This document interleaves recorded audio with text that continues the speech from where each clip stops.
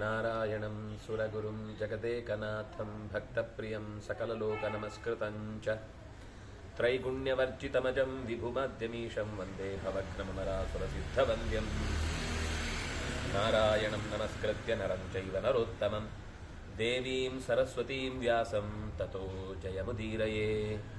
ಸ್ವಸ್ತ್ಯಸ್ತು ಸತಾಂ. ಹರಿ ಓಂ.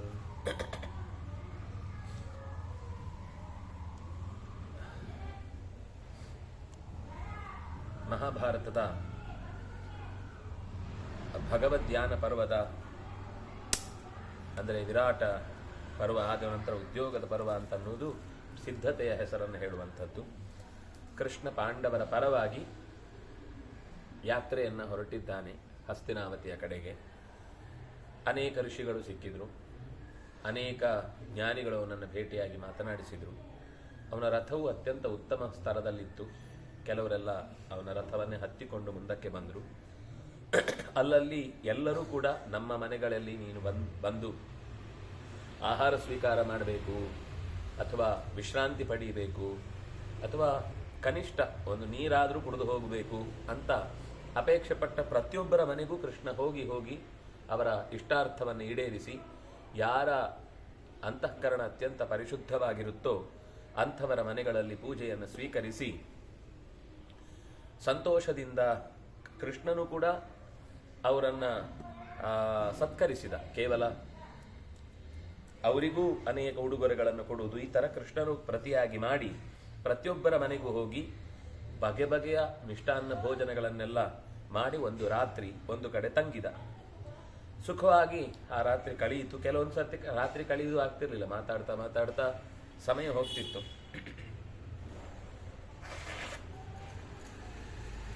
ಈ ಕಡೆಗೆ ಧೃತರಾಷ್ಟ್ರನಿಗೆ ಸುದ್ದಿ ಬಂತು, ಕೃಷ್ಣ ಬರ್ತಾ ಇದ್ದಾನೆ ಅಂತ. ಧೃತರಾಷ್ಟ್ರನಿಗೆ ಅಲ್ಲಿ ತನಕ ಅವನಿಗೆ ಯಾವತ್ತೂ ಕಣ್ಣಿಲ್ಲ ಅನ್ನೋ ವಿಷಯದಲ್ಲಿ ಮನಸ್ಸಲ್ಲೇನು ಕೊರತೆ ಆಗಿರಲಿಲ್ಲ. ಆದರೆ ಇಲ್ಲಿ ಏನಾಯಿತು ಅನ್ನೋದನ್ನು ಹೇಳ್ತಾರೆ. ಎಲ್ಲರ ಬಾಯಲ್ಲೂ ಕೃಷ್ಣನ ಸೌಂದರ್ಯದ ಕುರಿತಾದ ಮಾತು.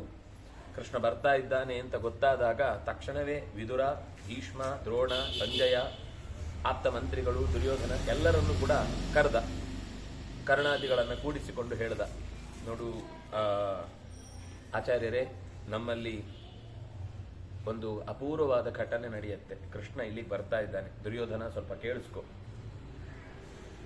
ನಮ್ಮ ನಗರದ ಸ್ತ್ರೀಯರು, ವೃದ್ಧರು, ಬಾಲರು ಎಲ್ಲರೂ ಕೂಡ ಕೃಷ್ಣನ ಬರುವಿಕೆಯನ್ನ ಅತ್ಯಂತ ಸಂತೋಷದಿಂದ ಸಂಭ್ರಮದಿಂದ ತಮ್ಮ ಮನೆಗಳನ್ನೆಲ್ಲ ಅಲಂಕರಿಸಿ ಎಷ್ಟು ಸಂಭ್ರಮ ಪಡ್ತಾ ಇದ್ದಾರೆ, ಹೆಮ್ಮೆ ಪಡ್ತಾ ಇದ್ದಾರೆ. ನಾವು ಏನು ಮಾಡಬೇಕಲ್ವಾ? ನಮ್ಮನೆಗೆ ಬರ್ತಾ ಇರೋದು, ನಾವು ಇಲ್ಲಿ ಖಾಲಿ ಖಾಲಿ ಬೋಳು ರಂಗೋಲಿ ಇಲ್ಲದ ನೆಲದ ಮುಂದೆ ಅವನನ್ನು ಸ್ವಾಗತಿಸುವುದು ಅಂದ್ರೆ ಏನು ಚಂದ. ಅದರಿಂದಾಗಿ ನಮ್ಮಲ್ಲಿಯೂ ಆತನ ಬರುವಿಕೆಗಾಗಿ ಸಿದ್ಧತೆ ಮಾಡಬೇಕು. ಆ ಮಹಾತಿಶಯರೆಲ್ಲರೂ ಕೂಡ ತಮ್ಮ ಮನೆ ಮನೆಗೆ ಕರ್ಕೊಂಡು ಹೋಗಿ ಅವನನ್ನು ಆಧರಿಸಿ ಕೃಷ್ಣನ ಬರುವಿಕೆಯ ಸಂಭ್ರಮವನ್ನು ಅನುಭವಿಸ್ತಾ ಇದ್ದಾರೆ. ಕೆಲವರೆಲ್ಲ ಅಲ್ಲಲ್ಲಿ ಗುಂಪು ಗುಂಪಾಗಿ ಮಾತಾಡ್ತಾ ಇದ್ದಾರೆ. ಕೃಷ್ಣ ಎಷ್ಟು ಚಂದ, ಕೃಷ್ಣ ಪಾಂಡವರಿಗೋಸ್ಕರ ಇಲ್ಲಿಗೆ ಬರ್ತಾ ಇದ್ದಾನಂತೆ, ಪಾಂಡವರು ಕೃಷ್ಣನಿಗೆ ಅಚ್ಚುಮೆಚ್ಚಂತೆ, ಅವರ ಪರವಾಗಿ ಬರ್ತಾನೆ ಅಂದ್ರೆ ಅವರಿಗೆ ಒಳ್ಳೇದೇ ಆಗತ್ತೆ, ಅಂದ್ರೆ ನಮ್ಗೆ ಒಳ್ಳೇದಾಗಲ್ಲ ಅನ್ನೋದು ತಲೆಯಲ್ಲಿ ಅವನಿಗೆ. ಅವ್ರಿಗೆ ಒಳ್ಳೇದಾಗುತ್ತೆ ಅಂದ್ರೆ ಅವ್ರಿಗೆ ಬೇಕಾದ್ದಾಗತ್ತೆ ಅಂತ ಆಗತ್ತೆ, ಅಂದ್ರೆ ನಮ್ಗೆ ಬೇಡವಾದ್ದಾಗತ್ತೆ ಅಂತ. ಇದು ಒಳಗೆ ಹುಡುಕಿದ್ದಾಗ ಮಾತ್ರ ಹೀಗೆ ಯೋಚನೆ ಬರುತ್ತೆ. ಇಲ್ಲದೆ ಇದ್ದಾಗ ಒಂದು ಮಾತು ಹೇಳಿದ್ರೆ ಅದಕ್ಕೆ ಅಷ್ಟೇ ಅರ್ಥ ಇರುತ್ತೆ. ಇರಬಹುದು ಕೆಲವರು ಬೇಕು ಅಂತಾನೆ ಅವರಿಗೆ ಆ ಥರನೇ ತಿಳಿಬೇಕು ಅಂತ. ಈ ಜನರು ಅದನ್ನೆಲ್ಲ ಯೋಚನೆ ಮಾಡಿ ಮಾತಾಡಿದ್ದಲ್ಲ. ಅವರಿಗೆ ಪಾಂಡವರು ಮತ್ತೆ ಕೃಷ್ಣನ ಸಂಬಂಧದ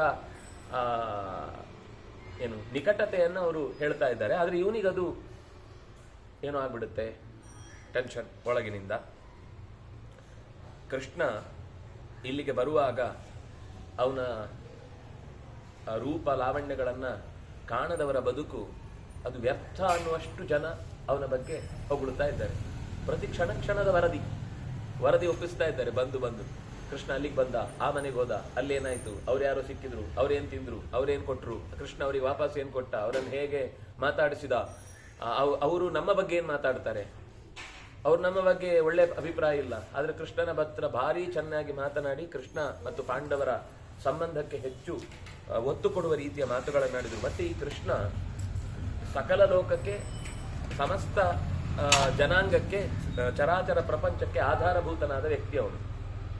ಧೃತರಾಷ್ಟ್ರ ಆಡುವ ಮಾತು, ಜಗತ್ತಿನ ಸ್ಥಿತಿ ಸೃಷ್ಟಿ ಲಯಗಳಿಗೆ ಕಾರಣಭೂತನಾದಂತಹ ಕೃಷ್ಣ ನಮ್ಮೆಲ್ಲರಿಗೂ ಆಧಾರ ಸ್ತಂಭ ಇದ್ದ ಹಾಗೆ. ಎಲ್ಲ ಜೀವಜಾತಗಳಿಗೆ ಒಡೆತನ ಇದೆ ಅವನ ಮೇಲೆ, ಅವನಿಗೆ ಎಲ್ಲ ಜೀವಜಾತಗಳ ಮೇಲೆ ಹಿಡಿತ ಇದೆ. ಅವನ ವೀರ್ಯ, ಸ್ಥೈರ್ಯ, ಧೈರ್ಯ ಇದೆಲ್ಲ ಲೋಕದಲ್ಲಿ ಬೇರೆಯವರ ಜೊತೆಗೆ ಹೋಲಿಕೆ ಮಾಡಿ ನೋಡುವುದು ಕಷ್ಟ. ಅವನ ತೇಜಸ್ಸು, ಓಜಸ್ಸು, ಭ್ರಾಜಸ್ಸು, ಮಹಸ್ಸು ಇದೆಲ್ಲ ನಾವು ಕಾಣದ್ದು, ಯಾರತ್ರೂ ಅಂಥದ್ದನ್ನು ನಿರೀಕ್ಷಿಸ್ಲಿಕ್ಕೂ ಆಗದ್ದು. ಇಂತಹ ಸಮಸ್ತ ಗುಣಾಶ್ರಯನಾದ ಶ್ರೀಕೃಷ್ಣನನ್ನು ಪುರುಷೋತ್ತಮ ಅಂತ ಲೋಕ ಕರೆಯುತ್ತೆ. ಅಂಥವನು ನಮ್ಮ ಮನೆಗೆ ಬರ್ತಾ ಬಂದಾಗ ಉಚಿತವಾಗಿ, ಫ್ರೀ ಅಂತಲ್ಲ, ಉಚಿತ ಅಂದರೆ ಸರಿಯಾಗಿ, ಕ್ರಮ ಪ್ರಕಾರವಾಗಿ, ವಿಧಿವತ್ತಾಗಿ ಅವನನ್ನು ನಾವು ಉಪಚರಿಸಬೇಕು. ಸತ್ಕಾರ ಮಾಡಿದರೆ ಸನಾತನ ಧರ್ಮದ್ದೇ ಸ್ವರೂಪ ಅವನು. ಅದನ್ನು ನಾವು ಗೌರವಿಸಿದರೆ ಉಳಿದ ಎಲ್ಲ ಕ್ರಿಯೆಗಳಲ್ಲೂ ಕೂಡ ನಮಗೆ ಕ್ಷೇಮ ಒದಗಿ ಬರುತ್ತೆ. ಹಾಗಾಗಿ ಸಕಲ ಧರ್ಮಗಳಿಗೂ ಆಶ್ರಯಭೂತನಾದಂತಹ ಕೃಷ್ಣನನ್ನು ನಾವು ಪೂಜಿಸಿದಾಗಲೇ ನಮಗೆ ಸೌಖ್ಯ. ಅದರಿಂದಾಗಿ ಒಂದು ವೇಳೆ ನಾವು ಈ ಸಂದರ್ಭದಲ್ಲಿ ಸರಿಯಾಗಿ ಸತ್ಕಾರ ಮಾಡದೇ ಇದ್ರೆ, ಸಾಮಾನ್ಯ ಒಬ್ಬ ಅತಿಥಿ ಬಂದಾಗಲೇ ಅವನನ್ನು ಸತ್ಕರಿಸಲಿಲ್ಲ ಅಂದ್ರೆ ಆ ಮನೆಗೆ ಬೆಂಕಿ ಬೀಳುತ್ತೆ. ಇನ್ನು ಅತಿಥಿಯ ರೂಪದಲ್ಲಿ ಯಾರು ಬರ್ತಾನೋ ಭಗವಂತ, ಅವನೇ ನೇರ ಬಂದಾಗ ಅಶ್ರೇಯಸ್ಕತನ ಅನ್ನೋದು ತುತ್ತ ತುದಿಗೆ ಬಂದು ನಿಂತು ಬಿಡುತ್ತೆ. ಶ್ರೇಯಸ್ಸಿನ ಗತಿ ಸಜ್ಜನರ ಆರಾಧನೆ. ಅಂತಹ ಎಲ್ಲ ಸಜ್ಜನರಿಗೆ ಆಧಾರಭೂತನಾದವನ ಆರಾಧನೆ ಮಾಡದೇ ಇದ್ರೆ ನಮಗೆ ಖಂಡಿತ ಹಾನಿ ನಿಶ್ಚಯ. ಅದರಿಂದಾಗಿ ಈ ಹಾನಿಯಿಂದ ನಾವು ತಪ್ಪಿಸಿಕೊಳ್ಬೇಕು. ದುರ್ಯೋಧನ, ಸ್ವಲ್ಪ ಕೇಳಿಸಿಕೊ. ಸತ್ಕಾರಕ್ಕಾಗಿ ಸ್ಫೂರ್ತಿ ಸನ್ನಾಹ ಮಾಡು, ಸಿದ್ಧತೆ ನಡೆಸು. ಅವನು ಬರುವ ದಾರಿಯಲ್ಲಿ ಅವನಿಗೇನು ಬೇಕೋ ಅದೆಲ್ಲ ಅವನಿಗೆ ಸಿಗುವ ಹಾಗಾಗಬೇಕು. ಯಾವ ಥರದ ವಸ್ತುಗಳು ಅಂತ ಗೊತ್ತಿಲ್ಲ. ಸ್ವಲ್ಪ ಅದಕ್ಕೋಸ್ಕರ ಕೆಲವೆಲ್ಲ ಸ್ಪೆಷಲ್ ವ್ಯಕ್ತಿಗಳಿರ್ತಾರೆ, ಅವರು ಸ್ಟಡಿ ಮಾಡ್ತಾರೆ. ಇಲ್ಲಿ ನಮ್ಮಲ್ಲಿ ನಾವು ಏನು ಇಷ್ಟಪಡ್ತೇವೆ, ನಾವೇನು ಫೋಟೋ ಹಾಕ್ತೇವೆ, ನಾವೇನು ನೋಡ್ತೇವೆ ಅಂತ ಮೆಟಾದವರು ಗಮನಿಸ್ತಾ ಇರ್ತಾರಲ್ವಾ. ಹಾಗೆ ಅದನ್ನು ತಕ್ಷಣವೇ ನಾಳೆಗಾಗುವಾಗ ಅದೇ ಅಡ್ವರ್ಟೈಸ್ಮೆಂಟ್ ಬರುತ್ತೆ. ನಾವು ಒಂದು ಸರ್ತಿ ಯಾವುದೋ ಒಂದನ್ನು ಹುಡುಕಿದ್ರೆ ಆಮೇಲೆ ಒಂದು ವರ್ಷ ಪೂರ್ತಿ ಅದೇ ಬರ್ತಾ ಇರುತ್ತೆ, ತಿರುಗಿ ತಿರುಗಿ ತಿರುಗಿ ತಿರುಗಿ. ಅದೆಲ್ಲ ಒಂದು ಅನಾಲಿಟಿಕ್ ಪ್ರೊಸೆಸ್ ಇರುತ್ತೆ. ಹಾಗೆ ಕೃಷ್ಣನಿಗೆ ಏನು ಇಷ್ಟ, ಎಲ್ಲ ಕಾಲದಲ್ಲೂ ಈ ಥರದ ನಾವೇನು ಅನ್ಕೊಳ್ಳೋದಂದ್ರೆ ಇದು ನಮ್ಮದೇ ಹೊಸ ಇನ್ವೆನ್ಷನ್ ಅಂತ. ಎಲ್ಲ ಕಾಲದಲ್ಲೂ ಎಲ್ಲರನ್ನು ಗಮನಿಸುವಂತಹ ಒಂದು ವರ್ಗ ಇದ್ದೇ ಇರುತ್ತೆ. ಅದರ ಬುದ್ಧಿಯೇ ಹಾಗೆ. ಅದು ಸರ್ಕಾರದ ವ್ಯವಸ್ಥೆಯಲ್ಲಂತೂ ಇದ್ದೇ ಇರ್ತಾರೆ. ಅವ್ರಿಗೇನು ಇಷ್ಟ, ಅವ್ರಿಗೆ ಯಾವ ಪದಾರ್ಥವನ್ನು ಹಾಕಿದ್ರೆ ಖುಷಿ ಆಗುತ್ತೆ, ಅವರಿಗೆ ಯಾವ ಥರ ಮಾತಾಡಿದ್ರೆ ಇಷ್ಟ ಆಗುತ್ತೆ, ಆ ಪ್ಲೇಸಿಗೆ ಹೋದಾಗ ಆ ಪ್ಲೇಸಿನ ಹಿರಿಮೆಯನ್ನು ಹೇಳಿದ್ರೆ ಆ ಜನ ಬೇಗ ಅವನ ಕಡೆಗೆ ಲಕ್ಷ್ಯ ಕೊಡ್ತಾರೆ. ಇದೆಲ್ಲ ರಾಜಕೀಯವೂ ಹೌದು. ಮತ್ತೆ ಕೆಲವೊಂದು ಸರ್ತಿ ಒಳ್ಳೆ ಕೆಲಸಕ್ಕಾಗಿ ಹೀಗೆ ಮಾಡುವುದರಿಂದ ಲಾಭವೂ ಇದೆ. ರಾಜನನ್ನು ನೆಚ್ಚಿಕೊಂಡ್ರೆ ಅವನ ಯೋಜನೆಗಳೆಲ್ಲ ಫಲಿಸತ್ತೆ. ರಾಜನ ಬಗ್ಗೆ ಇಷ್ಟ ಇಲ್ಲ ಅಂದ್ರೆ ಅವನು ಒಳ್ಳೆ ಯೋಜನೆ ಹಾಕಿದ್ರು ನೆಲ ಕಚ್ಚಿ ಹೋಗುತ್ತೆ. ಅವನ ಉದ್ದೇಶ ಚೆನ್ನಾಗಿರುತ್ತೆ, ಜನರ ಹತ್ರ ಅವನಿಗೆ ಅದನ್ನ ರೀಚ್ ಮಾಡುವ ಸ್ವಭಾವ ಇಲ್ಲ. ನಾನ್ ಮಾಡಿದ್ದೇನೆ, ಬೇಕಾದ್ರೂ ಉಣ್ಕೊಳ್ಳಿ ತಿನ್ಕೊಳ್ಳಿ ಅಂದ್ರೆ ಅವರು ಅದನ್ನು ಬೈಕೊಂಡು ಹೋಗ್ತಾರೆ. ಯಾಕಂದ್ರೆ ನಮ್ಗೇನು ಮಾಡ್ಲಿಲ್ಲ ಅಂತಾನೆ ನಾಳೆ ಉಳಿಯುವುದು. ಹಾಗಾಗಿ ಧೃತರಾಷ್ಟ್ರ ಹೇಳ್ತಾನೆ, ಏನು ವಸ್ತು ಕೇಳಿದ್ರು ಅದು ಸಿಗಬೇಕು ಅಂತ ಸಭಾ ಮಂಟಪಗಳನ್ನು ಅಲ್ಲಲ್ಲಲ್ಲಲ್ಲೇ ನಿರ್ಮಾಣ ಮಾಡು. ಅಷ್ಟೇ ಅಲ್ಲ, ಅದರ ಜೊತೆಗೆ ಅವನಿಗೆ ಪ್ರಿಯವಾಗುವಂತಹ ಮಾತುಗಳನ್ನು ಆಡ್ಲಿಕ್ಕೆ, ಇಲ್ಲಿಯ ವ್ಯವಸ್ಥೆಗಳ ಬಗ್ಗೆ ಅವನಿಗೆ ಪರಿಚಯ ಕೊಡ್ಲಿಕ್ಕೆ, ನೀವು ಹೇಗೆ ಹೋಗ್ಬೇಕು, ಎಲ್ಲಿಗೆ ಹೋಗ್ಬೇಕು, ಏನ್ ಬೇಕು, ನಿಮ್ಗೆ ಏನ್ ಬೇಕು ಕೇಳಿ, ನಾವು ಕೊಡ್ತೀವಿ. ಅವನು ಯಾರನ್ನು ಕೇಳಬಾರ್ದು. ಮತ್ತೆ ನಾವೇ ರೆಡಿ ಇದ್ದೇವೆ. ಅವನು ಎಲ್ಲಿಂದ ಬರ್ತಾನೆ ಅಲ್ಲಿ ತನಕನೂ ನಮ್ದೇ ಹವಾ ಇರಬೇಕು. ಅವನಿಗೆ ಬೇರೆ ಯೋಚನೆ ಮಾಡ್ಲಿಕ್ಕೆ ಅವಕಾಶ ಸಿಗಬಾರ್ದು. ಏನ್ ಮಾಡಿದ್ರು, ಇದೆಲ್ಲಿಂದ ಬಂತು, ಇದು ದುರ್ಯೋಧನ ಕೊಟ್ಟಿದ್ದು, ಇದು ದುರ್ಯೋಧನ ಕೊಟ್ಟಿದ್ದು, ಇಲ್ಲಿ ಕೂಟ್ಲಿಕ್ಕೆ ಅದು ಅವನೇ ವ್ಯವಸ್ಥೆ ಮಾಡಿದ್ದು, ಮೇಲೆ ಚಪ್ರ ಅವನೇ ವ್ಯವಸ್ಥೆ ಮಾಡಿದ್ದು, ನೀರು ಅದು ಅವನೇ ವ್ಯವಸ್ಥೆ ಮಾಡಿದ್ದು, ಬೇಕಾದಷ್ಟು ರಂಗುರಂಗಾದ ಅಲಂಕಾರಗಳು, ಬೇಕಾದಷ್ಟು ಹಾಡು ಹಸೆಗಳೆಲ್ಲ, ನಾಟಕಗಳೆಲ್ಲ ನಡೀತಾ ಇದ್ರೆ ಅದ್ಯಾರು, ಅದು ಅವನೇ ಮಾಡಿದ್ದು. ಹೀಗೆ ನೋಡಿ ನೋಡಿ ನೋಡಿ ನೋಡಿ ಪ್ರಭಾವಕ್ಕೊಳಗಾಗಿ ದುರ್ಯೋಧನನ ವಿರುದ್ಧ ಕೃಷ್ಣನಿಗೆ ಮಾತಾಡ್ಲಿಕ್ಕೆ ಅವಕಾಶ ಸಿಗಬಾರ್ದು. ಆ ರೀತಿ ವ್ಯವಸ್ಥೆ ಮಾಡುವಂಥದ್ದಾಗಬೇಕು ಅಂತ ಹೇಳಿದಾಗ, ಆಮೇಲೆ ಮಗನಿಗೆ ಇಷ್ಟು ಹೇಳಿ, ಭೀಷ್ಮಾಚಾರ್ಯರೇ ನಿಮ್ಮ ಅಭಿಪ್ರಾಯ ಹೇಳಿ, ನಾನೇನಾದರೂ ತಪ್ಪು ಹೇಳ್ತಾ ಇದ್ದೀನಾ, ನಾನು ಈ ಮಾಡೋದು ತಪ್ಪ ಅಂದ್ರೆ, ನಾನು ಇದನ್ನ ಅದರ ಒಳಮರ್ಮವನ್ನು ನಾನು ಬಿಡಿಸಿ ಹೇಳಿದ್ದು. ಅಲ್ಲಿ ಅವನು ಎಲ್ಲ ಸಭಾ ಮಂಟಪ ಅವ್ರಿಗೆ ಬೇಕಿರೋದೆಲ್ಲ ವ್ಯವಸ್ಥೆ ಮಾಡಿ ಇಷ್ಟೇ ಹೇಳಿದ್ದು ಧೃತರಾಷ್ಟ್ರ. ಅವನು ಹೇಳ್ತಾನೆ, ಅಯ್ಯೋ ಇದರಲ್ಲಿ ಮಾಡ್ಬೇಕಂತ ಕೇಳುವುದಲ್ಲ, ಇದು ಮಾಡಬೇಕಾದ್ದು. ಒಬ್ಬ ಅತಿಥಿ ಬಂದಾಗ ಅವನನ್ನು ಗೌರವಿಸಬೇಕಾದ ನಮ್ಮ ಕರ್ತವ್ಯ, ಸಂದೇಹವೇ ಬೇಡ. ಕೃಷ್ಣನನ್ನ ಸತ್ಕರಿಸುವುದಕ್ಕೆ ಬೇಕಿರುವಂತಹ ಎಲ್ಲ ಸಿದ್ಧತೆಗಳನ್ನು ಕೂಡ ಮಾಡಿಕೊಳ್ಳಿ ಅಂತ ಹೇಳ್ತಾನೆ. ಎಲ್ಲರೂ ಹಸ್ತಮ ಪರಿಕೃತ್ವ, ಎಲ್ಲರೂ ಕೈ ಎತ್ತಿ ನಮ್ಮ ವಿರೋಧ ಇಲ್ಲ, ನಾವು ಇದಕ್ಕೆ ಈ ವಿಷಯಕ್ಕೆ ತಡೆ ಒಡ್ಡುವುದಿಲ್ಲ, ಇದಾಗಬೇಕಾದ್ದು ಅಂತ ಏಕಾಭಿಪ್ರಾಯದಿಂದ ಎಲ್ಲರೂ ಕೂಡ ಅದನ್ನು ಅನುಭವಿಸಿದಾಗ ದುರ್ಯೋಧನ ತಕ್ಷಣವೇ ಅವನು ಬರುವ ದಾರಿಯಲ್ಲಿ ಸಭಾಮಂದಿರಗಳನ್ನು ಕಟ್ಟಲಿಕ್ಕೆ ಬೇಕಾದ ಆದೇಶವನ್ನು ಮಾಡಿ ಶಿಲ್ಪಿಗಳು ಹೋಗಿ ಏನ್ ಬೇಕೋ ಅದನ್ನೆಲ್ಲ ಕೊಟ್ಟಿದ್ದಾರೆ. ರಮಣೀಯವಾದ ಸ್ಥಳಗಳೆಲ್ಲ ನಿರ್ಮಾಣ ಆಯಿತು. ಈ 2-3 ದಿವಸದಲ್ಲಿ ನಿರ್ಮಾಣ ಆಗುದು 2-3 ದಿವಸಕ್ಕೆ ಬೀಳುವಂಥದ್ದು. ಆದ್ರೆ ಅವನೀಗ ಬಂದು ಹೋಗೋ ತನಕ ಸಾಕದು. ಆದ್ರೆ ನೋಡ್ಲಿಕ್ಕೆ ಹೇಗಿರುತ್ತೆ ಅಂದ್ರೆ ನಿಜವಾದ ಅರಮನೆಯೂ ಅಷ್ಟು ಚಂದ ಇರಲ್ಲ. ಈ ಗಣಪತಿಯನ್ನು ಕೂಡಿಸೋದಕ್ಕೆ ಕೆಲ ಅಲಂಕಾರ ಮಾಡ್ತಾರಲ್ಲ, ಆಮೇಲೆ ಗಣಪತಿ ಜೊತೆಗೆ ಅವರು ಬಿದ್ದಿರ್ತಾರೆ 3ನೇ ದಿವಸಕ್ಕೆ ನೀರಿಗೆ ಹಾಕೋ ಮುಂಚೆ. ಅದೇನೋ ಒಂದು ಎಡವಟ್ಟಾಗಿರುತ್ತೆ, ಯಾವುದೋ ಒಂದು ಸ್ಕ್ರೂ ಲೂಸ್ ಆಗಿರುತ್ತೆ, ಇವ್ರು ಮೊದಲೇ ಎಲ್ಲ ಲೂಸ್ಗಳು, ಅದ್ರ ಮೇಲೆ ಕುಣಿದು ಕುಪ್ಪಳಿಸಿ ಎಲ್ಲ ಲೂಸಾಗಿ ಬಿದ್ದೋಗ್ತಾರೆ. ಅನರ್ಥಗಳ ಪರಂಪರೆ. ಅಂದ್ರೆ ಆತರ ಸಭಾಮಂಟಕ ತಾತ್ಕಾಲಿಕವಾದದನ್ನು ಮಾಡಿದ್ರೂ ತುಂಬಾ ಸುಸಜ್ಜಿತವಾಗಿ ಮಾಡ್ತಾನೆ. ಸಂಜೆ ಆಗ್ತಾ ಇದೆ, ಸೂರ್ಯ ಪಶ್ಚಿಮದ ಕಡೆಗೆ ತಗ್ಗುತ್ತಾ ಇರುವಾಗ ಕೃಷ್ಣ ತನ್ನ ಅನುಚರರ ಜೊತೆಗೆ ಎಲ್ಲೋ ಒಂದ್ ಕಡೆ ಬಂದ ತಕ್ಷಣ ಅವನ ಜೊತೆಗಿದ್ದವರೆಲ್ಲ ಸರಿ ನಾವು ಇಲ್ಲೇ ಉಳ್ಕೊಳ್ತೀವಿ ಅಂತ ಅಲ್ಲೆಲ್ಲೋ ಒಂದ್ ಕಡೆ ಉಳ್ಕೊಂಡಿದ್ದಾನೆ. ಇಲ್ಲಿ ಕೃಷ್ಣ ಬಂದಾಗ ಏನಾಗಬೇಕಿತ್ತೋ ವಿಚಿತ್ರವಾದ ಪರ್ಯಂಕಗಳು, ಆಸನಗಳು, ಗಾಳಿ ಬೀಸಲಿಕ್ಕೇನೆ ಒಂದಿಷ್ಟು ಜನ, ಒಳ್ಳೆ ಶೃಂಗಾರ ಲಾವಣ್ಯಗಳಿಂದ ಕೂಡಿದ ಹೆಣ್ಮಕ್ಳು, ಮಾತಾಡಿಸ್ಲಿಕ್ಕೆ ಅವನನ್ನ ಬಡಿಸ್ಲಿಕ್ಕೆ ಎಲ್ಲ ಅವರೇ ಬರ್ತಾರೆ. ಅಂದ್ರೆ ಅವನಿಗೆ ಕೃಷ್ಣ ಬಹಳ ಹೆಣ್ಮರುಳ ಅಂತ ಅವನ ಕಲ್ಪನೆ.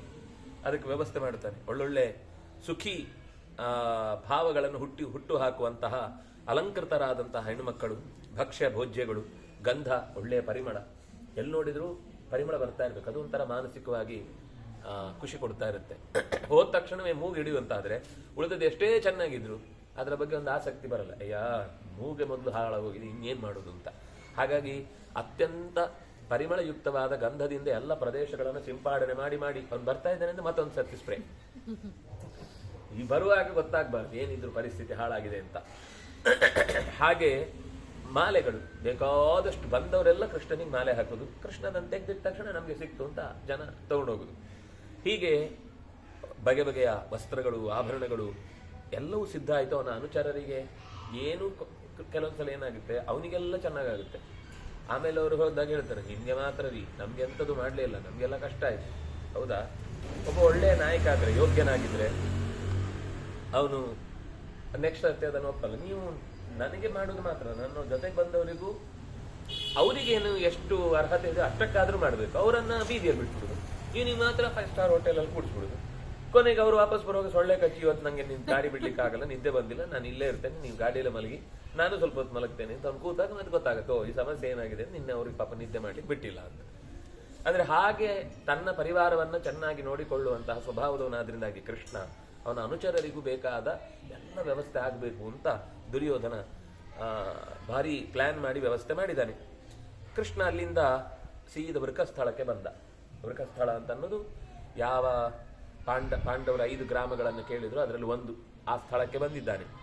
ಬಂದಾಗ ಕೃಷ್ಣನ ವಾಸಕ್ಕೋಸ್ಕರ ರಕ್ತಾಲಂಕೃತವಾದ ದೊಡ್ಡ ಒಂದು ಸ್ಟೇಜು, ಅವರಿಗೆ ಉಳ್ಕೊಳ್ಳಿಕ್ಕೆ ಮನೆಗಳು, ಬೇಕಾಗಿರುವ ಬಿಸಿ ನೀರಿನ ಕೊಟ್ಟಿಗೆಗಳು, ಅವರ ಹತ್ತಿರದಲ್ಲಿ ಓಡಾಡಲಿಕ್ಕೆ ಚೆನ್ನಾಗಿರುವ ಹಸು ಕರುಗಳು ಎಲ್ಲ ತಯಾರು ಮಾಡಿ ಇಟ್ಟಿದ್ದಾನೆ. ಒಂದು ರೀತಿ ಏನು ಅಂದ್ರೆ, ದೇವಲೋಕದಲ್ಲಿ ಸಿಗುವಂಥದ್ದು ಮಾತ್ರ ಅಲ್ಲಿತ್ತು. ಮನುಷ್ಯ ಲೋಕದಲ್ಲಿ ಮನುಷ್ಯರು ಉಪಯೋಗಿಸುವಂಥದ್ದು ಇರಲಿಲ್ಲ.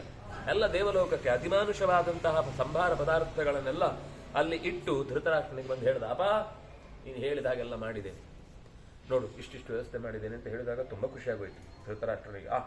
ಅಂತೂ ಕೃಷ್ಣನನ್ನ ನಾವು ಒಲಿಸಿಕೊಳ್ಳುವುದಕ್ಕೆ ಬೇಕಿರುವ ಎಲ್ಲ ಸಿದ್ಧತೆಗಳಾಗಿವೆ. ಆಶ್ಚರ್ಯ ಏನು ಅಂದ್ರೆ, ಕೃಷ್ಣ ಅಂದ್ರೆ ರೂಟ್ ಮ್ಯಾಪ್ ಯಾವಾಗ್ಲೂ ಇರುತ್ತೆ. ದೊಡ್ಡ ವ್ಯಕ್ತಿಗಳು ಬರುವಾಗ ಅವ್ರು ಈ ದಾರಿಯಲ್ಲಿ ಬರ್ತಾರೆ, ಈ ದಾರಿಯಲ್ಲಿ ಬರ್ತಾರೆ ಅಂತ. ಕೆಲವೊಂದು ಸರ್ತಿ ಒಂದು ದಾರಿಯೇ ಬೇರೆ ಬದಲಾಯಿಸ್ಬಿಡ್ತಿದ್ದ. ಸಣ್ಣ ಅಡ್ಡ ದಾರಿಯಲ್ಲಿ ಒಂದು ಒಳಗೆ ಬಂದ್ಬಿಡುದು. ಇವರು ಮಹಾ ಸರ್ಕಲ್ ಅಲ್ಲಿ ನಿಂತ್ಕೊಂಡು ಬಾಜಾ ಭಜಂತ್ರಿ ಹಿಡ್ಕೊಂಡು ಕೃಷ್ಣನಿಗೆ ಸ್ವಾಗತ ಅಂತ ಹಿಡ್ಕೊಂಡು ಮೇಲೆ ಬಲೂನಿಗೆ ಎಲ್ಲ ಏನೋ ತೂತ್ ಮಾಡಿದ್ರೆ ಬೀಳುತ್ತಲ್ಲ ಒಂದಿಷ್ಟು ಹಾಕ್ಲಿಕ್ಕೆ ಎಲ್ಲ ರೆಡಿ ಮಾಡಿ ಇಟ್ಟಿದ್ದಾರೆ. ಅಲ್ಲಿ ಇಲ್ಲೂ ಎಲ್ಲ ಕೃಷ್ಣ ದಾರಿಯಲ್ಲೇ ಬರಲಿಲ್ಲ. ಕೆಲವು ಕಡೆ ಅವನು ನೋಡ್ಲೂ ಇಲ್ಲಂತೆ.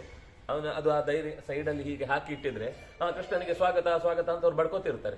ಕೃಷ್ಣ ಸರ್ಕಲ್ನಿಂದ ಈಚೆಗೆ ಬರುವುದಿಲ್ಲ, ಸರ್ಕಲ್ನಿಂದ ಆಚೆಗೆನೆ ಹಾಗೆ ರಥದಲ್ಲಿ ಕೂತು ಹೊರಟೋಗ್ತಿದ್ದಂತೆ. ಒಂದೇ ಒಂದು ಕಡೆ ದುರ್ಯೋಧನನ ವ್ಯವಸ್ಥೆ ಒಳಗೆ ಸಿಕ್ಕಿಬಿಡ್ಲಿಲ್ಲ. ಒಂದೇ ಒಂದು ಕಡೆ ಕೃಷ್ಣನ ಎದುರುಗಡೆ ದುರ್ಯೋಧನನಿಗೆ ಮಾತಾಡ್ಲಿಕ್ಕೆ ಅವಕಾಶವೇ ಕೊಡಲಿಲ್ಲ. ಕೃಷ್ಣ ಗೆದ್ದ, ಶಲ್ಯ ಸತ್ತ. ಶಲ್ಯನಿಗೂ ಹೀಗೆ ಮಾಡಿದ್ದು. ಆದರೆ ಶಲ್ಯನಿಗೆ ಗೊತ್ತಾಗ್ಲಿಲ್ಲ ಅಂತ ಪಾಂಡವರು ಸಹಾಯ ಮಾಡುವವರು, ಅದರಿಂದಾಗಿ ಅವ್ರು ಮಾಡಿರ್ತಾರೆ ಅಂತ ಅನ್ಕೊಂಡ. ಇವರು ಗುಟ್ಬಿಟ್ಕೊಳ್ಳಿಲ್ಲ ಯಾರು ಅಂತ. ಆದ್ರಿಂದ ಇಲ್ಲಾದ್ರೆ ದುರ್ಯೋಧನನ ಮನೆಗೇ ಬರುವುದಾದ್ರಿಂದಾಗಿ ದುರ್ಯೋಧನ ಎಣ್ಕೋ ಅಂತ ಹೇಳಿ ಸ್ವಾಗತ ಅಂತ ಒಂದಿಷ್ಟು ಬ್ಯಾನರ್ಗಳಿತ್ತು ಏನೋ. ಆದರೆ ಶಲ್ಯನಿಗೆ ಹಾಗೆ ಮಾಡಲಿಲ್ಲ. ಅದು ಭಾರಿ ಬುದ್ಧಿವಂತಿಕೆ. ಯಾರು ಮಾಡಿದ್ದು ಅಂತ ಗೊತ್ತಾಗಬಾರ್ದು. ಎಲ್ಲ ಖುಷಿಯಾಗಿ ನನ್ನ ಸಮಗ್ರ ಸೇನೆ ಅವರಿಗೆ ಸಹಾಯಕ್ಕೆ ಸಿದ್ಧ ಅಂದಾಗ ನಾನೇ ಅಂತ ದುರ್ಯೋಧನ ಎದ್ದ. ಅಲ್ಲಿ ತನಕ ಯಾರಿಗೂ ಗೊತ್ತೇ ಆಗಲಿಲ್ಲ ಅದು ಯಾರು ಮಾಡಿದ್ದು ಅಂತ. ಈಚೆ ಧೃತರಾಷ್ಟ್ರ ಇಷ್ಟೆಲ್ಲ ಸಿದ್ಧ ಮಾಡಿದ್ದನ್ನ ಮಗನ ನೋಡಿ ಬಗ್ಗೆ ಖುಷಿ. ಶಬ್ಬಾಷ್, ಚೆನ್ನಾಗಿ ಮಾಡಿದ್ಯಪ್ಪ ನೀನು ಅಂತ ಹೀಗೆ ಹೇಳ್ತಾ ಇದ್ರೆ ವಿದುರ ಕೃಷ್ಣ ಉಪಪ್ಲಾವ್ಯದಿಂದ ಈ ವೃಕಸ್ಥಳಕ್ಕೆ ಬಂದಿದ್ದಾನೆ. ನಾಳೆ ಬೆಳಿಗ್ಗೆ ಇಲ್ಲಿಗೆ ಬರ್ತಾನೆ. ಕೃಷ್ಣ ಸಾಮಾನ್ಯ ಅಲ್ಲ, ಸಾತ್ವಿಕ ಅಂದ್ರೆ ಸಾತ್ವತ ಕುಲದಲ್ಲಿ ಅತ್ಯಂತ ಶ್ರೇಷ್ಠನಾದವ ಆಕ್ಕ. ಆಮೇಲೆ ಬಿಟ್ಟರೆ ಉಗ್ರಸೇನ, ಆಮೇಲೆ ಬಿಟ್ಟರೆ ಕೃತವರ್ಮ ಇತ್ಯಾದಿಗಳೆಲ್ಲ ಇದ್ದಾರೆ. ಅವರೆಲ್ಲರಿಗೂ ಮುಖ್ಯ ಅವನು. ಅವನು ಎಲ್ಲರ ಬಗ್ಗೆನೂ ಒಂದೇ ತರದ ಭಾವನೆ ಅವನಿಗೆ. ದೊಡ್ಡವರು ಚಿಕ್ಕವರು ಸರಿ ತಪ್ಪು ಇತ್ಯಾದಿಗಳ ವ್ಯವಸ್ಥೆಯಲ್ಲಿ ಅವನು ತೀರ್ಮಾನ ಮಾಡ್ತಾನೆ ಹೊರತು ಕೇವಲ ಒಬ್ಬ ವ್ಯಕ್ತಿಯ ಪರವಾಗಿ ಯೋಚನೆ ಮಾಡುವನಲ್ಲ ಅವನು. ಆದ್ರಿಂದ ಈ ಸಮಸ್ತ ಸಾಮ್ರಾಜ್ಯಕ್ಕೆ ನಿಜವಾದ ಅಧಿಕಾರಿ ಅವನು. ಅವನ ವ್ಯಕ್ತಿತ್ವದಿಂದಾಗಿ ನಾವೆಲ್ಲ ಬದುಕ್ತಾ ಇದ್ದೇವೆ. ಯಾಕಂದ್ರೆ ಅವನು 3 ಲೋಕವೇ ಅವನ ರಕ್ಷಣೆಯಲ್ಲಿ ಇದೆ ಅಂದಾಗ ನಮ್ದೊಂದು ತುಂಡು ಹಸ್ತಿನಾವತಿ ಅದಕ್ಕಿಂತ ಹೊರಗೆ ನಿಲ್ಲುತ್ತಾ? ತುಂಡು ಹೊರಗಡೆ ನೇತಾಗ್ತಾ ಇದೆಯಾ? ಅದಕ್ಕೆ ಸಂಬಂಧಪಡದೆ ಇದು ಮಾತ್ರ ನಾವು ಆಳ್ವಿಕೆ ನಡೆಸುವುದು ಅಂತ ಹೇಳಿಕ್ಕಾಗತ್ತಾ? ಇಲ್ಲ, ಅದು ಲೋಕತ್ರಯದಲ್ಲಿ ಇದೂ ಸೇರಿತು. 3 ಲೋಕಗಳ ಒಡೆಯನಾದ ಚತುರ್ಮುಖನೂ ಕೂಡ ತನ್ನ ಸೃಷ್ಟಿಯ ಸಮಸ್ತ ಕಾರ್ಯವನ್ನ ಯಾವ ನಾರಾಯಣನ ಅನುಗ್ರಹದ ಬಲದಿಂದ ನಡೆಸ್ತಾನೋ ಅವನೇ ಕೃಷ್ಣನಾಗಿ ನಮ್ಮ ಮುಂದೆ ಇದ್ದಾನೆ. ಅದರಿಂದಾಗಿ ದ್ವಾದಶ ಆದಿತ್ಯರಿರಬಹುದು, ಅಷ್ಟವಸುಗಳಿರಬಹುದು, ಏಕಾದಶ ರುದ್ರರಿರಬಹುದು, ಇನ್ನೂ ದೇವತೆಗಳ ದೊಡ್ಡ ಸಮೂಹಗಳು, ಮರುತ್ ಮೊದಲಾದ ದೇವತಾ ಗಣಗಳಿರಬಹುದು. ಇವೆಲ್ಲವೂ ಕೂಡ ಅವನ ಶಕ್ತಿಯನ್ನೇ ಆಶ್ರಯಿಸಿ ಇದೆ. ಹೇಗೆ ದೇವತೆಗಳು ಪ್ರಜಾಪತಿಯನ್ನ ಬೃಹಸ್ಪತಿಯನ್ನ ಆಶ್ರಯಿಸಿಕೊಂಡಿರ್ತಾರೋ ಹಾಗೆ ಸಮಸ್ತ ಭೂಲೋಕ 3 ಲೋಕಗಳು ಕೂಡ ಪರಮಾತ್ಮನನ್ನೇ ಆಶ್ರಯಿಸಿದೆ. ಹಾಗೆಯೇ ಇಲ್ಲಿ ವೃಷ್ಣಿಕರು, ಅಂಧಕರು, ಕುಕರರು, ಮಾಧವರು, ಯಾದವರು, ಪೌರವರು ಇವರೆಲ್ಲರೂ ಕೂಡ ಕೃಷ್ಣನನ್ನು ಆಧರಿಸಿಕೊಂಡೇ ಬದುಕ್ತಾ ಇದ್ದಾರೆ. ಆದ್ರಿಂದ ಪೂಜೆಗೆ ವ್ಯವಸ್ಥೆ ಏನ್ ಬೇಕೋ ಅದು ನಾನು ಮಾಡ್ಲಿಕ್ಕೆ ಸಿದ್ಧ ಇದ್ದೇನೆ. ಅಂದ್ರೆ ಮುಂದೆ ನಿಂತು ಮಾಡಬೇಕಾದ ಕಾರ್ಯಗಳಿದ್ರೆ ನೀನು ನನಗೆ ಹೇಳಿದ್ರೆ, ಅವನಿಗೆ ಹೇಳಿದಾನೆ ವಿದುರ ನೀನು ಇರಬೇಕು ಅಂತ, ಅದು ನಾನು ಮಾಡ್ತೇನೆ. ಸತ್ಕರಿಸಬೇಕಾದ ಕ್ರಮ ಏನು ಅಂತ ನೀನು ಕೇಳಿದಿ, ಅದು ನಾನು ಹೇಳಲಿಕ್ಕೆ ಸಿದ್ಧ ಇದ್ದೇನೆ.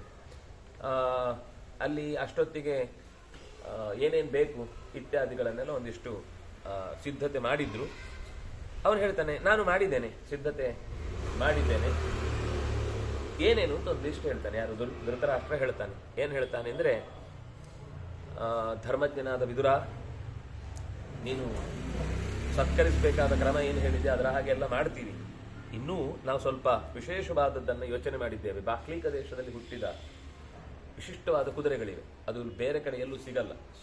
ನಾವು ಸೈಂಧವ ಅಂತನೂ ಹೇಳ್ತೇವೆ. ಸಿಂಧೂ ಅಂದ್ರೆ ಭಾರತಕ್ಕೆ ತಾಗದೆ ಆಚೆ ಭಾಗದಲ್ಲಿರುವ ಸಿಂಧೂ ಕಣಿವೆಯ ಪರಿಸರದಲ್ಲಿ ಹುಟ್ಟುವ ಕುದುರೆಯ ಜಾತಿ ಅತ್ಯಂತ ದೂರಕ್ಕೆ ಚಲಿಸುತ್ತೆ ಮತ್ತು ತುಂಬಾ ಶಕ್ತಿ, ಹೆಚ್ಚು ಭಾರವನ್ನು ಹೊರುತ್ತೆ. ಹೀಗೆಲ್ಲ ಅದಕ್ಕೊಂದು ವಿಶೇಷ ಗುಣ ಇದೆ.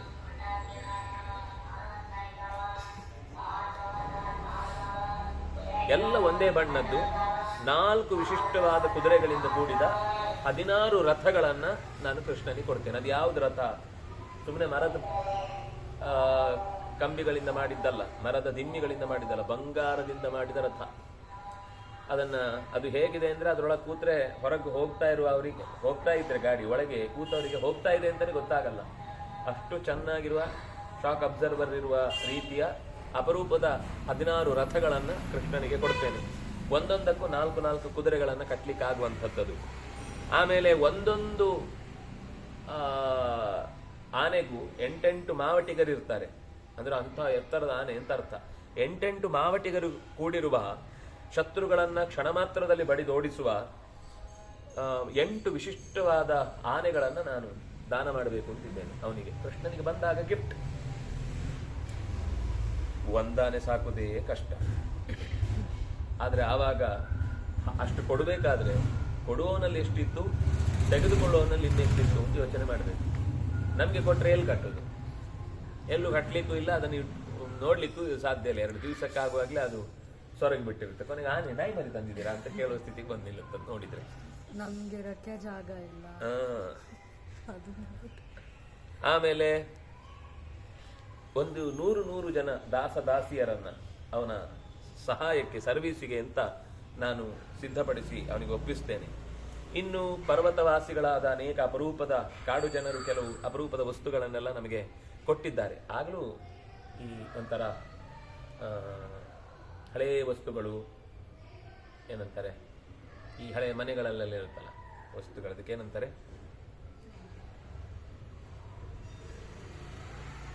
ಅಂತ ಪದಾರ್ಥಗಳನ್ನೆಲ್ಲ ಸಿದ್ಧಪಡಿಸಿದ್ದೇನೆ ಅಂತ ಹೇಳ್ತಾನೆ ಕೊಡ್ಲಿಕ್ಕೆ. ಆಂಟಿಕ್ ಪೀಸುಗಳು, ಎಲ್ಲೂ ಸುಲಭದಲ್ಲಿ ಮಾರಾಟಕ್ಕೆ ಸಿಗದವುಗಳು, ಯಾರ್ಯಾರು ಅವರವರದ್ದೇ ಆದ ಕಲ್ಚರಲ್ಲಿ ಮಾತ್ರ ಮಾಡುವ ಕೆಲವು ಅಪರೂಪದ ಪರ್ವತವಾಸಿಗಳೇ ತಂದುಕೊಡುವ, ಬೇರೆಯವ್ರಿಗೆ ಮಾಡ್ಲಿಕ್ಕೆ ಗೊತ್ತಾಗಲ್ಲ ಅಂಥದ್ದೇನೋ ಕೆಲವು ವಸ್ತುಗಳನ್ನೆಲ್ಲ ತಂದಿದ್ದೇನೆ, ಅದನ್ನು ನಾನು ಕೊಡ್ತೇನೆ. ಆಮೇಲೆ ಆ ಪರ್ವತದವರು ಏನಾಯ್ತು, ಆ ಪರ್ವತದ ವಾಸಿಗಳು ತಂದುಕೊಟ್ಟ 18,000 ಕಂಬಳಿಗಳು, ಚಳಿಗೆ ಅಲ್ಲಿ ಚಳಿ ಜಾಸ್ತಿ ಅಲ್ವಾ, ಆ ಕಾಲದ ಚಳಿಯನ್ನು ತಡೆಯಲಿಕ್ಕೆ 18,000 ಕಂಬಳಿಗಳನ್ನು ನಾನು ನೇಯಿಸಿಟ್ಟಿದ್ದೇನೆ, ಅದನ್ನು ಅವನಿಗೆ ಕೊಡ್ತೇನೆ. ಇನ್ನಷ್ಟೇ ಅಲ್ಲ, ಚೀನಾ ದೇಶದಿಂದ ಒಂದಿಷ್ಟು ಇದು ಕೃಷ್ಣಾಜಿನಗಳು ಬಂದಿವೆ, ಸಾವಿರಾರು ಕೃಷ್ಣಾಜಿನಗಳನ್ನು. ಕೃಷ್ಣನ ಹತ್ರ ತುಂಬ ಜನ ಬರ್ತಾರೆ. ಆಗ ಅವರು ಬೆಳಿಗ್ಗೆ ಈ ಏನು ಗೋದಾನ ಇತ್ಯಾದಿಗಳನ್ನು ಮಾಡುವ ಹಾಗೆ ಅವರಿಗೆ ಏನು ಇಷ್ಟದ್ದು ಅದು ಕೊಡಬೇಕು. ಋಷಿಗಳು ಬಂದರೆ ಅವರಿಗೆ ಕೃಷ್ಣಾಜಿನ ಕೊಟ್ಟರೆ ಅವರನ್ನು ಕೂತು ಅವರ ಅನುಷ್ಠಾನಕ್ಕೆ ಅನುಕೂಲ ಆಗುತ್ತೆ. ಅವನಿಗೆ ಕೊಟ್ಟರೆ ಅವನ ಹತ್ರ ತುಂಬ ಜನ ಬರ್ತಾರೆ, ಅಂಥವರೇ ಜಾಸ್ತಿ ಬರೋದು ಅವನ ಹತ್ರ. ಆದ್ರಿಂದ ಅವರಿಗೆಲ್ಲ ಕೊಡ್ಲಿಕ್ಕಾಗತ್ತೆ ಅಥವಾ ಅವನಿಗೆ ಉಪಯೋಗಕ್ಕಾಗತ್ತೆ ಅಂತ ಸಾವಿರಾರು ಕೃಷ್ಣಾಜಿಗಳನ್ನು ಚೀನಾ ದೇಶದಿಂದ ಬಂದಿದೆ. ಉಲ್ಲೇಖ ಚೀನಾ ಅಂತ ತುಂಬ ಕಡೆ ಬಂದಿದೆ, ಇದು ಒಂದು ಕಡೆ ಅಲ್ಲ. ಚೀನಾ ಅಂತಾನೆ, ಚೀನಾ. ಅರ್ಥ ಏನೋ ತುಂಬಾ ಸಂಗ್ರಹ ಮಾಡೋ ಬುದ್ಧಿ ಇರೋರು ಅಂತ ಮೋಸ್ಟ್ಲಿ. ಚಯನ ಕಣ್ಣು ಸೂಕ್ಷ್ಮ ಅಲ್ಲ, ಎಲ್ಲಿದ್ರೂ ಸಿಕ್ಕುತ್ತೆ, ಒಂದು ಸೊಳ್ಳೆ ಇದ್ರೂ ಸಿಕ್ಬಿಡುತ್ತೆ ಅವ್ರಿಗೆ, ತಿನ್ಲಿಕ್ಕೆ ಆಗುತ್ತೆ.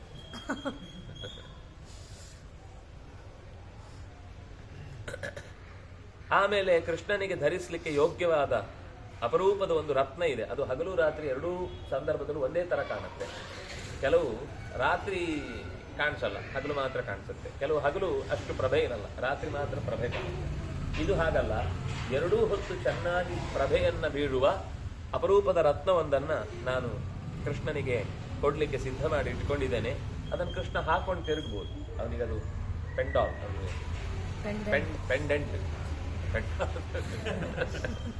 ಪೆಂಡೆಂಟು ಅವನ ಕುತ್ತಿಗೆಯಲ್ಲಿ ಮೆರಿಲಿಕ್ಕಾಗುವಂಥದ್ದು. ಅಂಥದ್ದನ್ನ ನಾನು ಸಿದ್ಧಪಡಿಸಿದ್ದೇನೆ ಅವನಿಗೆ ಕೊಡ್ಲಿಕ್ಕೋಸ್ಕರ. ಇದನ್ನು ಅವನಿಗೆ ಒಪ್ಪಿಸಿಬಿಡ್ತೇನೆ. ಕೃಷ್ಣನ ಹತ್ರ ಎಷ್ಟು ವಾಹನ ಇದೆಯೋ, ಎಷ್ಟು ಪರಿಚಾರಕರಿದ್ದಾರೋ, ಅಷ್ಟೂ ಜನಕ್ಕೆ ಒಂದು ದಿವಸಕ್ಕೆ ಎಷ್ಟು ಪದಾರ್ಥ ಅವ್ರು ತಿಂತಾರೋ ಅದರ 8 ಪಟ್ಟು ವಿಶಿಷ್ಟವಾದ ಆಹಾರ ಪದಾರ್ಥಗಳನ್ನ, ಭೋಜ್ಯ ವಸ್ತುಗಳನ್ನ, ಭಕ್ಷ್ಯ ವಸ್ತುಗಳನ್ನ ಸಿದ್ಧಪಡಿಸಿ ಅವ್ರಿಗೆ ಕೊಡ್ಲಿಕ್ಕೆ ಹೇಳಿದ್ದೇನೆ. ಅವರಿಗೆ ಇನ್ನೇನು ತಿನ್ಲಿಕ್ಕೆ ಜಾಗ ಇಲ್ಲ ಅಂತ ಅನಿಸಿ ಅವರು ಸಾಕಪ್ಪ ಸಾಕು ಅಂತ ಅನ್ಬೇಕು. ಅಷ್ಟು ತಿಂಡಿ, ಅಷ್ಟು ಭಕ್ಷ್ಯ ಭೋಜ್ಯಗಳು, ತಿನಿಸುಗಳು. ಅದಕ್ಕೆ ಅವರೇ ಏನಾದರೂ ತಾವೇ ಸ್ಪೆಷಲ್ ಏನಾದರೂ ಮಾಡ್ಕೊಳ್ಬೇಕು ಅಂತ ಅನಿಸಿದ್ರೆ, ಅವರ ಆಹಾರದಲ್ಲಿ ಏನಾದರೂ ವ್ಯತ್ಯಾಸ ಇದ್ರೆ ಅದಕ್ಕೂ ಬೇಕಿರುವ ಪದಾರ್ಥಗಳನ್ನು ಕೂಡ ನಾನು ಒದಗಿಸ್ತೇನೆ.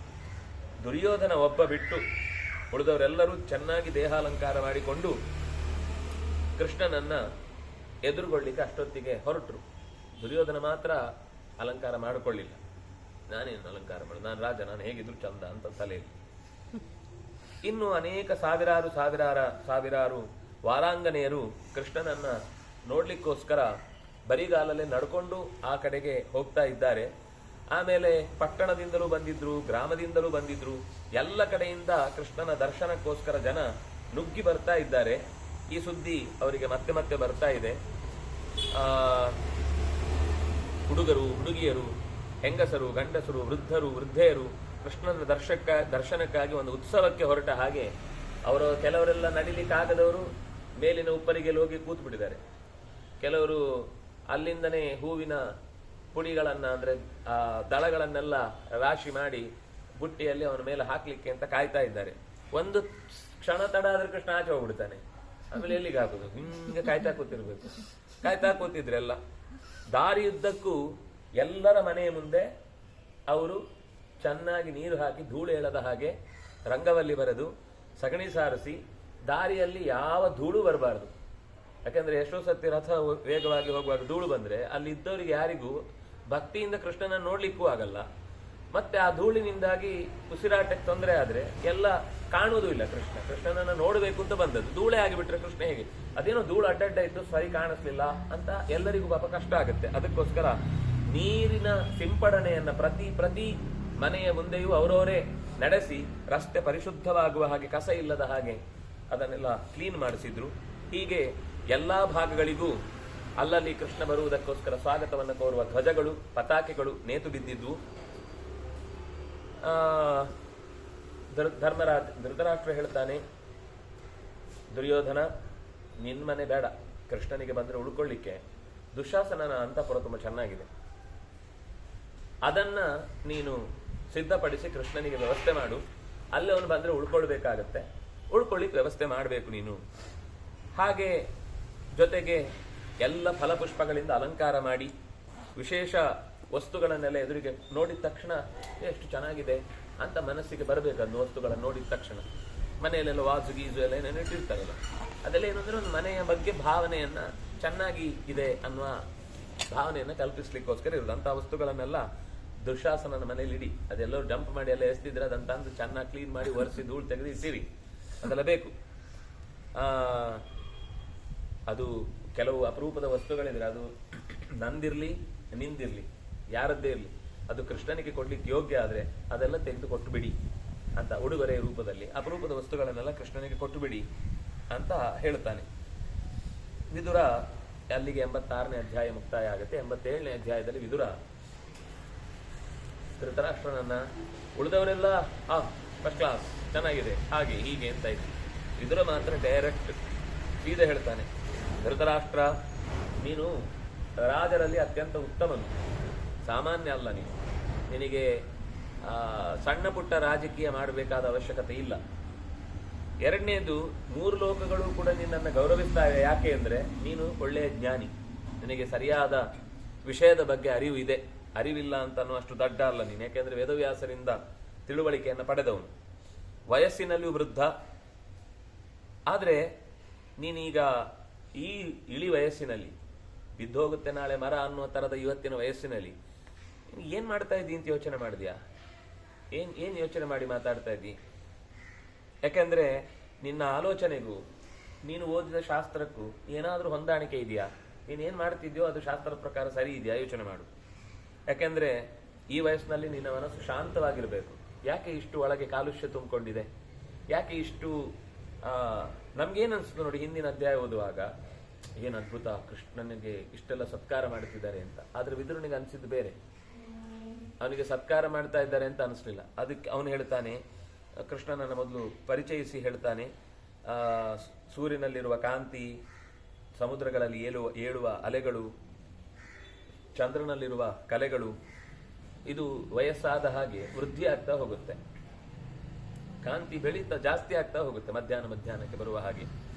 ನೀನು ಕೂಡ ಹಾಗೆ ಧರ್ಮದಿಂದ ಸುಪ್ರತಿಷ್ಠಿತನಾಗಿದ್ದಿ ಅಂತ ಜನ ಭಾವಿಸಿದ್ದಾರೆ.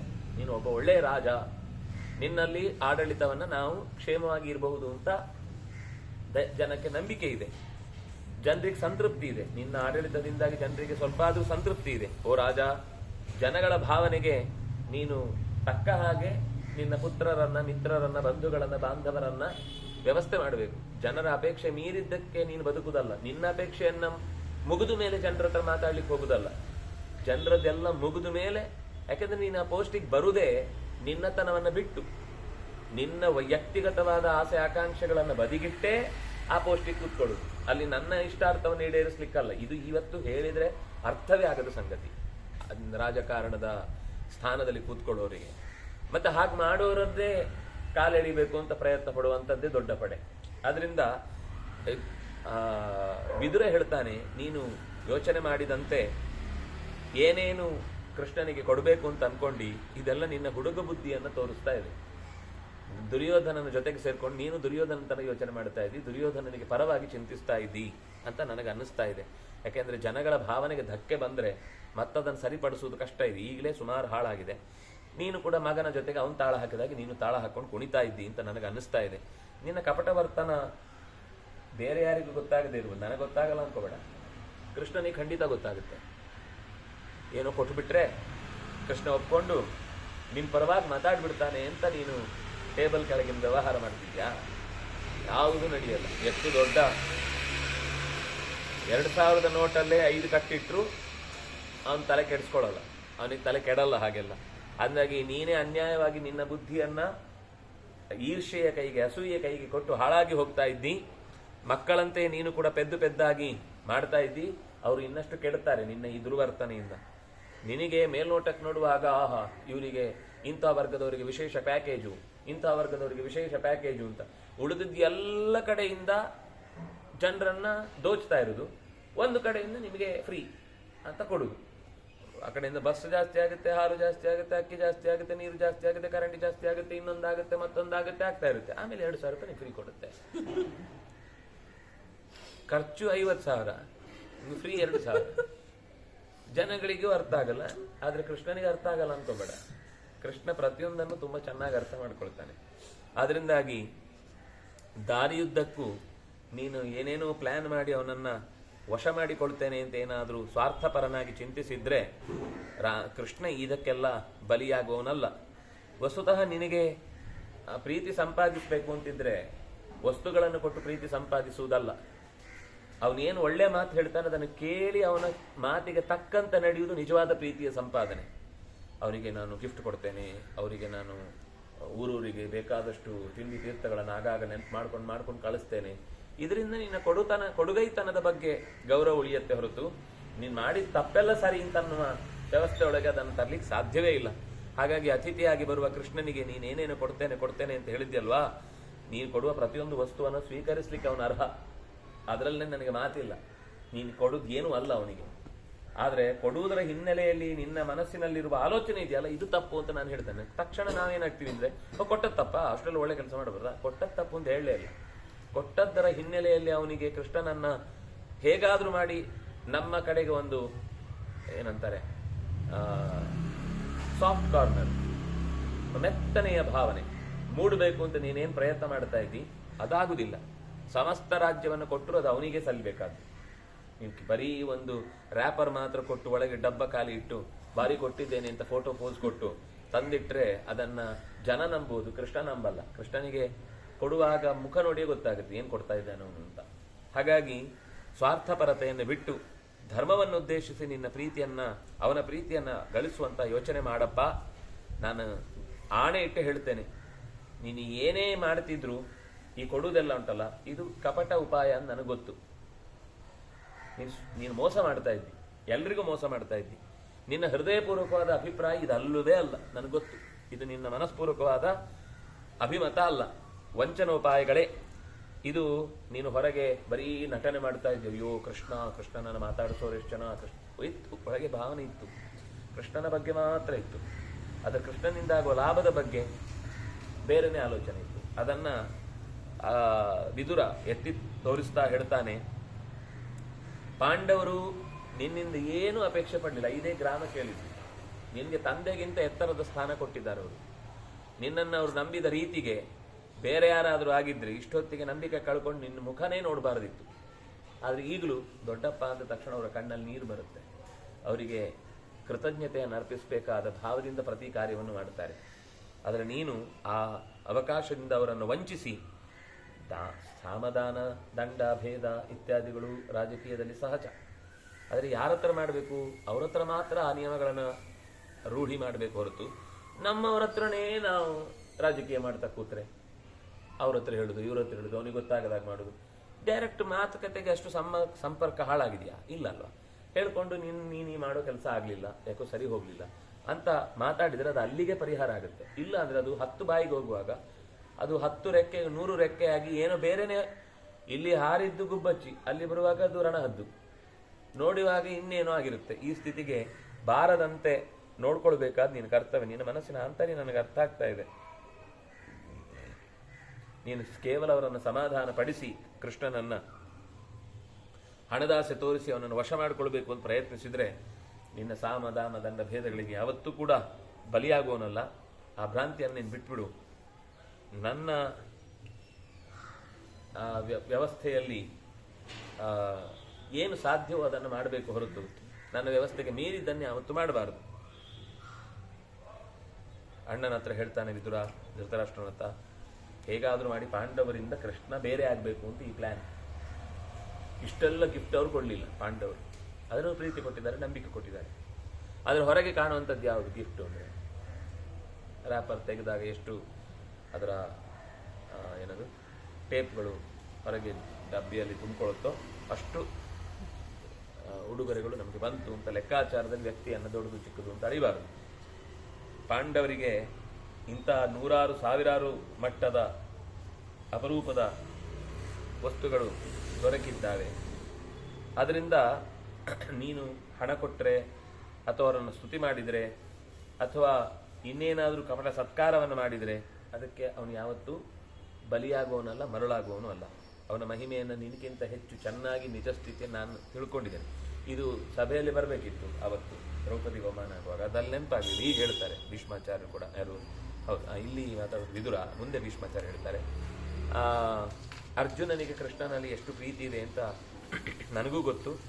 ಕೃಷ್ಣನಿಗೆ ಪ್ರಾಣ ಸಮ ಅವನು ಸುಲಭದಲ್ಲಿ ಅರ್ಜುನನನ್ನು ಬಿಟ್ಕೊಡೋನೇ ಅಲ್ಲ. ಮತ್ತೆ ಒಂದು ತಿಳ್ಕೊ, ನಿನ್ನದು ಇಡೀ ಅಜೆಂಡಾ ಏನು ಅಂದರೆ ಪಾಂಡವರಿಂದ ಕೃಷ್ಣನನ್ನು ಬೇರ್ಪಡಿಸಿ ಬಿಟ್ರೆ ನಮಗೆ 99 ಭಾಗ ಕೆಲಸ ಆಗ್ಬಿಡುತ್ತೆ ಅಂತ. ಆದರೆ ಅದು ಆಗದೇ ಇರೋ ಕೆಲಸ. ಆ 1% 100% ಅವರಿಗೆ. ಆದ್ರಿಂದ ಅಷ್ಟರಲ್ಲಿ ಕೃಷ್ಣನನ್ನು ಎಷ್ಟೇ ಅವರು ಕಷ್ಟಕ್ಕೀಡಾದರೂ ಇದು ದೇವರ ಚಿತ್ತಕ್ಕೆ ಬರಲಿಲ್ಲ ಅನ್ನುವಂತಹ ದುಸ್ಸಾಹಸವನ್ನು ಮಾಡಲಿಲ್ಲ. ಹೀಗೆ ಅತ್ಯಂತ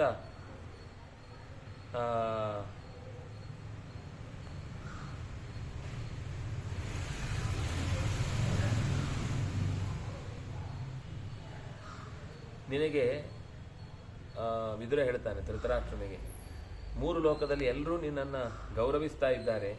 ಶಾಸ್ತ್ರದಲ್ಲಿ ಹೇಳಿದ ಮಾತುಗಳು ಮತ್ತು ನಿನ್ನ ಆಲೋಚನೆಯ ದುರಾಲೋಚನೆಗಳು, ಸರಿಯಾದ ಆಲೋಚನೆ ನೀನು ಮಾಡ್ತಾ ಇಲ್ಲ. ನಿನ್ನ ಮನಸ್ಸು ನಿನ್ನ ಹತೋಟಿಯಲ್ಲಿ ಇರಬೇಕಿತ್ತು. ಹಾಗಿಲ್ಲದೆ ನೀನು ಪಕ್ಷಪಾತವನ್ನು ಮಾಡ್ತಾ ಇದ್ದಿ. ಆ ಪಕ್ಷಪಾತದಿಂದ ನಿನಗೂ ಶ್ರೇಯಸ್ಸಿಲ್ಲ, ನಿನ್ನ ಮಕ್ಕಳಿಗೂ ಶ್ರೇಯಸ್ಸಿಲ್ಲ. ನನಗೆ ಈ ವಿಷಯದಲ್ಲಿ ಖಂಡಿತ ನಿನ್ನ ಬಗ್ಗೆ, ನೀನು ಮಾಡ್ತಾ ಇರುವ ಕೆಲಸದ ಬಗ್ಗೆ ನನಗೆ ತೃಪ್ತಿ ಇಲ್ಲ ಅಂತ ಬೈತಾನೆ. ಕೃಷ್ಣನಿಗೆ ಹಣದಾಸೆ ತೋರಿಸಿ ಅವನನ್ನು ಎಳ್ಕೊಳ್ತೀನಿ ಅಂತಂದರೆ ಆ ಭ್ರಾಂತಿಯನ್ನು ಹೊರಗಿಡು. ಯಾಕೆಂದರೆ ಇಂಥದ್ದು ನೂರಾರು ಪ್ರಸಂಗಗಳು ಕೃಷ್ಣನಿಗೆ ಜೀವನದಲ್ಲಿ ಬಂದು ಹೋಗಿದೆ. ಮತ್ತೊಂದು ತಿಳ್ಕೊ, ಕೃಷ್ಣನನ್ನ ಪಾಂಡವರಿಂದ ಬೇರೆ ಮಾಡ್ಲಿಕ್ಕೆ ಸಾಧ್ಯವೇ ಇಲ್ಲ. ಯಾಕೆಂದ್ರೆ ಮಮ ಪ್ರಾಣಾಹಿ ಪಾಂಡವಾಹ ಅಂತ ಹೇಳಿದ್ದವನು. ಅವನು ಪಾಂಡವರಿಂದ ಬೇರೆ ಆದಂದ್ರೆ ಪ್ರಾಣ ಹೋಯಿತು ಅಂತ ಅರ್ಥ. ಆ ಸ್ಥಿತಿಯಲ್ಲಿ ಅವನು ಪ್ರೀತಿಸ್ತಾನೆ. ಅದರಿಂದಾಗಿ ನೀನು 1 ಇಂಚು ಕೂಡ ತಂಬಿಗೆಯಲ್ಲಿ ನೀರು ತೂತು ಮಾಡದೆ ಕಮ್ಮಿ ಮಾಡ್ಲಿಕ್ಕೆ ಸಾಧ್ಯ ಇಲ್ಲ. ಪಾಂಡವರು ತೂತಾಗಲ್ಲ.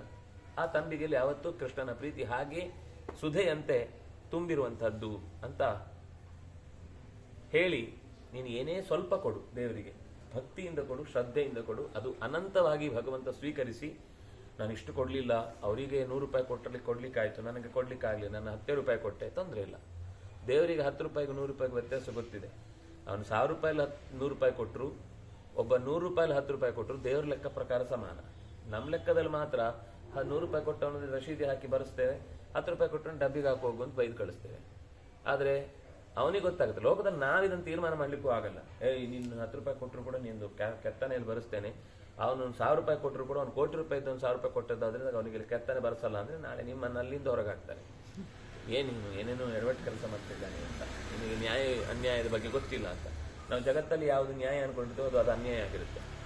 ಲೋಕದಲ್ಲಿ ಯಾವುದು ಅತ್ಯಂತ ಅನ್ಯಾಯ ಅನ್ಕೊಳ್ತೇವೆ ಅದು ಅವನ ವಿಷಯದಲ್ಲಿ ಅತ್ಯಂತ ನ್ಯಾಯಯುತವಾದ ಕೆಲಸವನ್ನೇ ಕೆಲವೊಮ್ಮೆ ಹೇಳುವುದುಂಟು.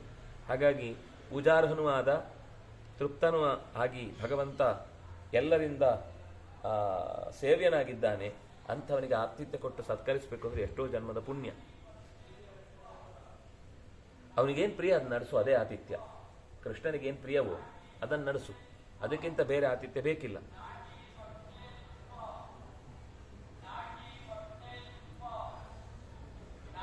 ಹೀಗೆ ಕೌರವರು ಪಾಂಡವರು ಸಂಧಾನಕ್ಕಾಗಿ ಬರಬೇಕು ಅಂತ ಸಂಧಾನಕ್ಕಾಗಿ ಸಿದ್ಧರಾಗ್ತಾರೋ ಏನು ಅಂತ ಹುಡ್ಕೊಂಡು ಬಂದರೆ ಶ್ರೇಯಸ್ಸು ತಾನಾಗಿಯೇ ನಿನಗೆ ಲಭ್ಯವಾಗುತ್ತೆ. ಆತಿಥ್ಯವನ್ನು ಮಾಡು ಕೃಷ್ಣನಿಗೆ, ನಿಮ್ಗೆ ಬೇರೇನು ಕಷ್ಟ ಬರುವುದಿಲ್ಲ, ಸುಲಭದಲ್ಲೆಲ್ಲ ಪರಿಹಾರ ಆಗುತ್ತೆ ಅಂತ ದುರ್ಯೋಧನನಿಗೆ ಹೇಳ್ತಾನೆ. ಉಳಿದವರೆಲ್ಲ, ದುರ್ಯೋಧನ ಬಿಟ್ಟರೆ ಉಳಿದವರೆಲ್ಲ ಪಾಂಡವರಿಗೆ ಶ್ರೇಯಸ್ಸನ್ನೇ ಕೋರಿಕೊಂಡು ನಿತ್ಯ ಅವರವರ ಅನುಷ್ಠಾನದಲ್ಲಿ ತೊಡಗಿದ್ರು. ಈ ವಯಸ್ಸಿನಲ್ಲಿ ವೃದ್ಧನಾದ ಪಾಂಡವರು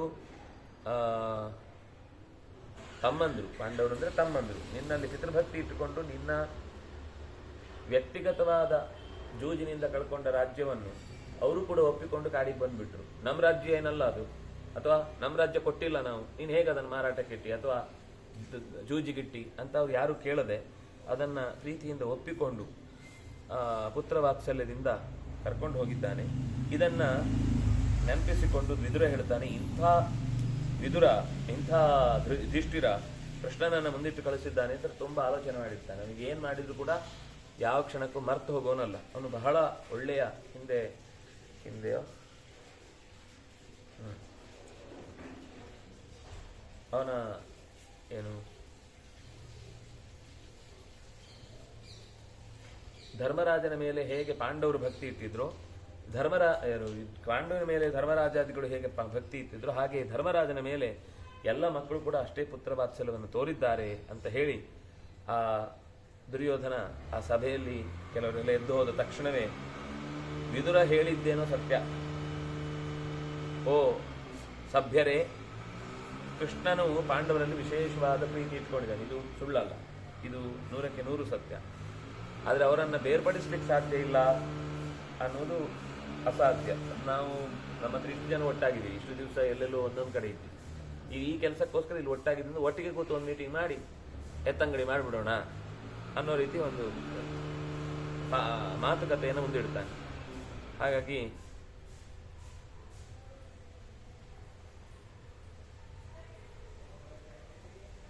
ಸಾಕಾಯ್ತು.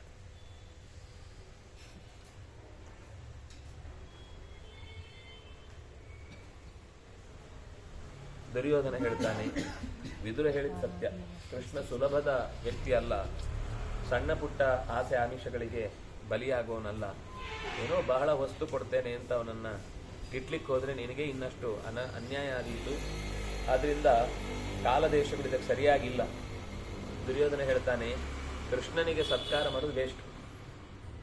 ಮತ್ತೆ ಸತ್ಕಾರ ಮಾಡ್ಲಿಕ್ಕೆ ಹೋದರೆ ಕೃಷ್ಣ ನಮ್ಮನ್ನಲ್ಲಿ ವೀಕ್ ಅಂತ ಅನ್ಕೊಳ್ತಾನೆ. ನಾವು ವೀಕ್ ಅಲ್ಲ, ನಾವೇನಿದ್ರು ಕೂಡ ನಮ್ಮ ವಿಲ್ ಪವರ್ನಿಂದ ಬೇಕಾದ ಕೆಲಸವನ್ನು ಮಾಡಿಕೊಳ್ಳಬಲ್ಲವರು ಅನ್ನೋದು ನಮ್ಗೆ ಗೊತ್ತಿದೆ. ಆದ್ದರಿಂದಾಗಿ ಅವನಿಗೆ ಗರ್ವ ಹೆಚ್ಚುವಂತಹ ಕೆಲಸದಿಂದ ದೇಶದ್ರೋಹ ಆಗುತ್ತೆ. ಅವನಿಗೆ ಏನು ಹಿಡಿದ ಕೆಲಸವನ್ನು ಮುಗಿಸಬಲ್ಲೆ ಅಂತ ಧೈರ್ಯವನ್ನು ತುಂಬುವ ರೀತಿ ನಾವೇ ಒಂದು ಅವಕಾಶ ಮಾಡಿಕೊಟ್ರೆ ನಾಳೆ ನಮಗೆ ಅವನು ಮುಳುವಾಗ್ತಾನೆ. ಅವನೇನಿಲ್ಲ, ಉಪನ್ಯಾಸ ಮಾಡಿದರೆ ಅವನ ಮಾತಿಗೆ ಎಲ್ಲರೂ ಮಲಗಿಬಿಡ್ತಾರೆ, ಅಂದರೆ ಕೇಳ್ತಾ ಖುಷಿ ಪಡ್ತಾರೆ, ಒಪ್ಕೊಳ್ತಾರೆ. ಕೂಡಲೇ ಮರು ದಿವಸ ಜಾರಿಗೆ ಬರುತ್ತೆ. ನಮ್ಮಲ್ಲಿ ಹಾಗೆ ಸರಿಯಾಗಿ ಭಾಷಣ ಮಾಡೋರೇ ಇಲ್ಲ, ನಾನೇ ಬಡ್ಕೋಬೇಕು ಎಲ್ಲದಕ್ಕೂ. ಏನು ಮಾಡಬೇಕು ಅಂತ ಹೇಳಬೇಕು ಅಂದರೆ ನಾನು ಬಂದು ಹೇಳಬೇಕು ಅಂತ, ಹೀಗೆ ತನ್ನನ್ನೇ ತಾನು ಬೈಕೋತಾನೆ.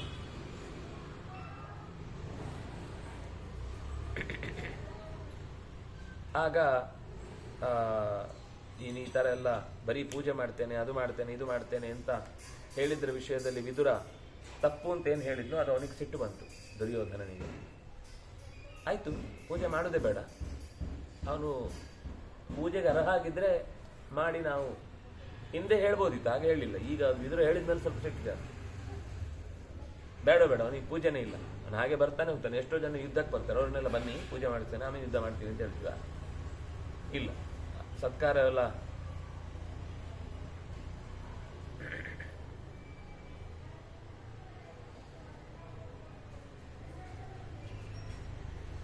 ಯುದ್ಧ ನಿಂತು ಹೋಗಲ್ಲ. ಈಗ ಸತ್ಕಾರ ಮಾಡಿದರೆ ಒಂದು ಗ್ಯಾರಂಟಿ ಯುದ್ಧದ ಸಿದ್ಧತೆಗೆ ನಾವು ಯಾಕೆ ಸುಮ್ಮನೆ ಉಪ್ಪಿಟ್ಟು ತಿಂಡಿ ಕಾಫಿಗೆಲ್ಲ ಖರ್ಚು ಮಾಡಿ ಒಂದಿಷ್ಟು ವೇಸ್ಟ್ ಮಾಡಬೇಕು? ಯಾಕಂದರೆ ಇದು ಬರುವಾಗ ಒಂದೊಂದೇ ಬಿಡ್ತಾ ಇದ್ದಾನೆ ಎಂದು ಗೊತ್ತಾಗಿದೆ ಅವನಿಗೆ, ಯಾವುದನ್ನು ಅವನು ಸ್ವೀಕರಿಸಿಲ್ಲ ಅಂತ ಗೊತ್ತಾಗಿದೆ. ಆದ್ರಿಂದಾಗ ಅವನಿಗೆ ಸಿಟ್ಟು, ಇದೆಲ್ಲ ಕೊಡುವುದೇ ಬೇಡ. ಕಲಹ ಅನ್ನೋದೇ ಸಿದ್ಧ ಆದಾಗ ಈ ವಿರಹಕ್ಕೆ ಏನರ್ಥ?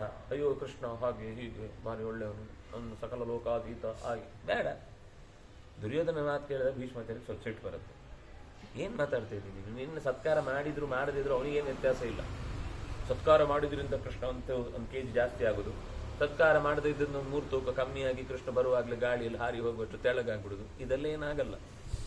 ಆದ್ರಿಂದ ನೀನು ಏನೇ ಮಾಡಿದ್ರು ಅವ್ನು ಕೋಪಿಸ್ಕೊಳ್ಳೋನಲ್ಲ, ತನ್ನ ಕೆಲಸ ದೂತ ಕೆಲಸ, ಅದನ್ನ ನಿಷ್ಠೆಯನ್ನು ಮಾಡಿ ಹೋಗ್ಲಿಕ್ಕೆ ಅವ್ನು ಬರ್ತಿದ್ದಾನೆ.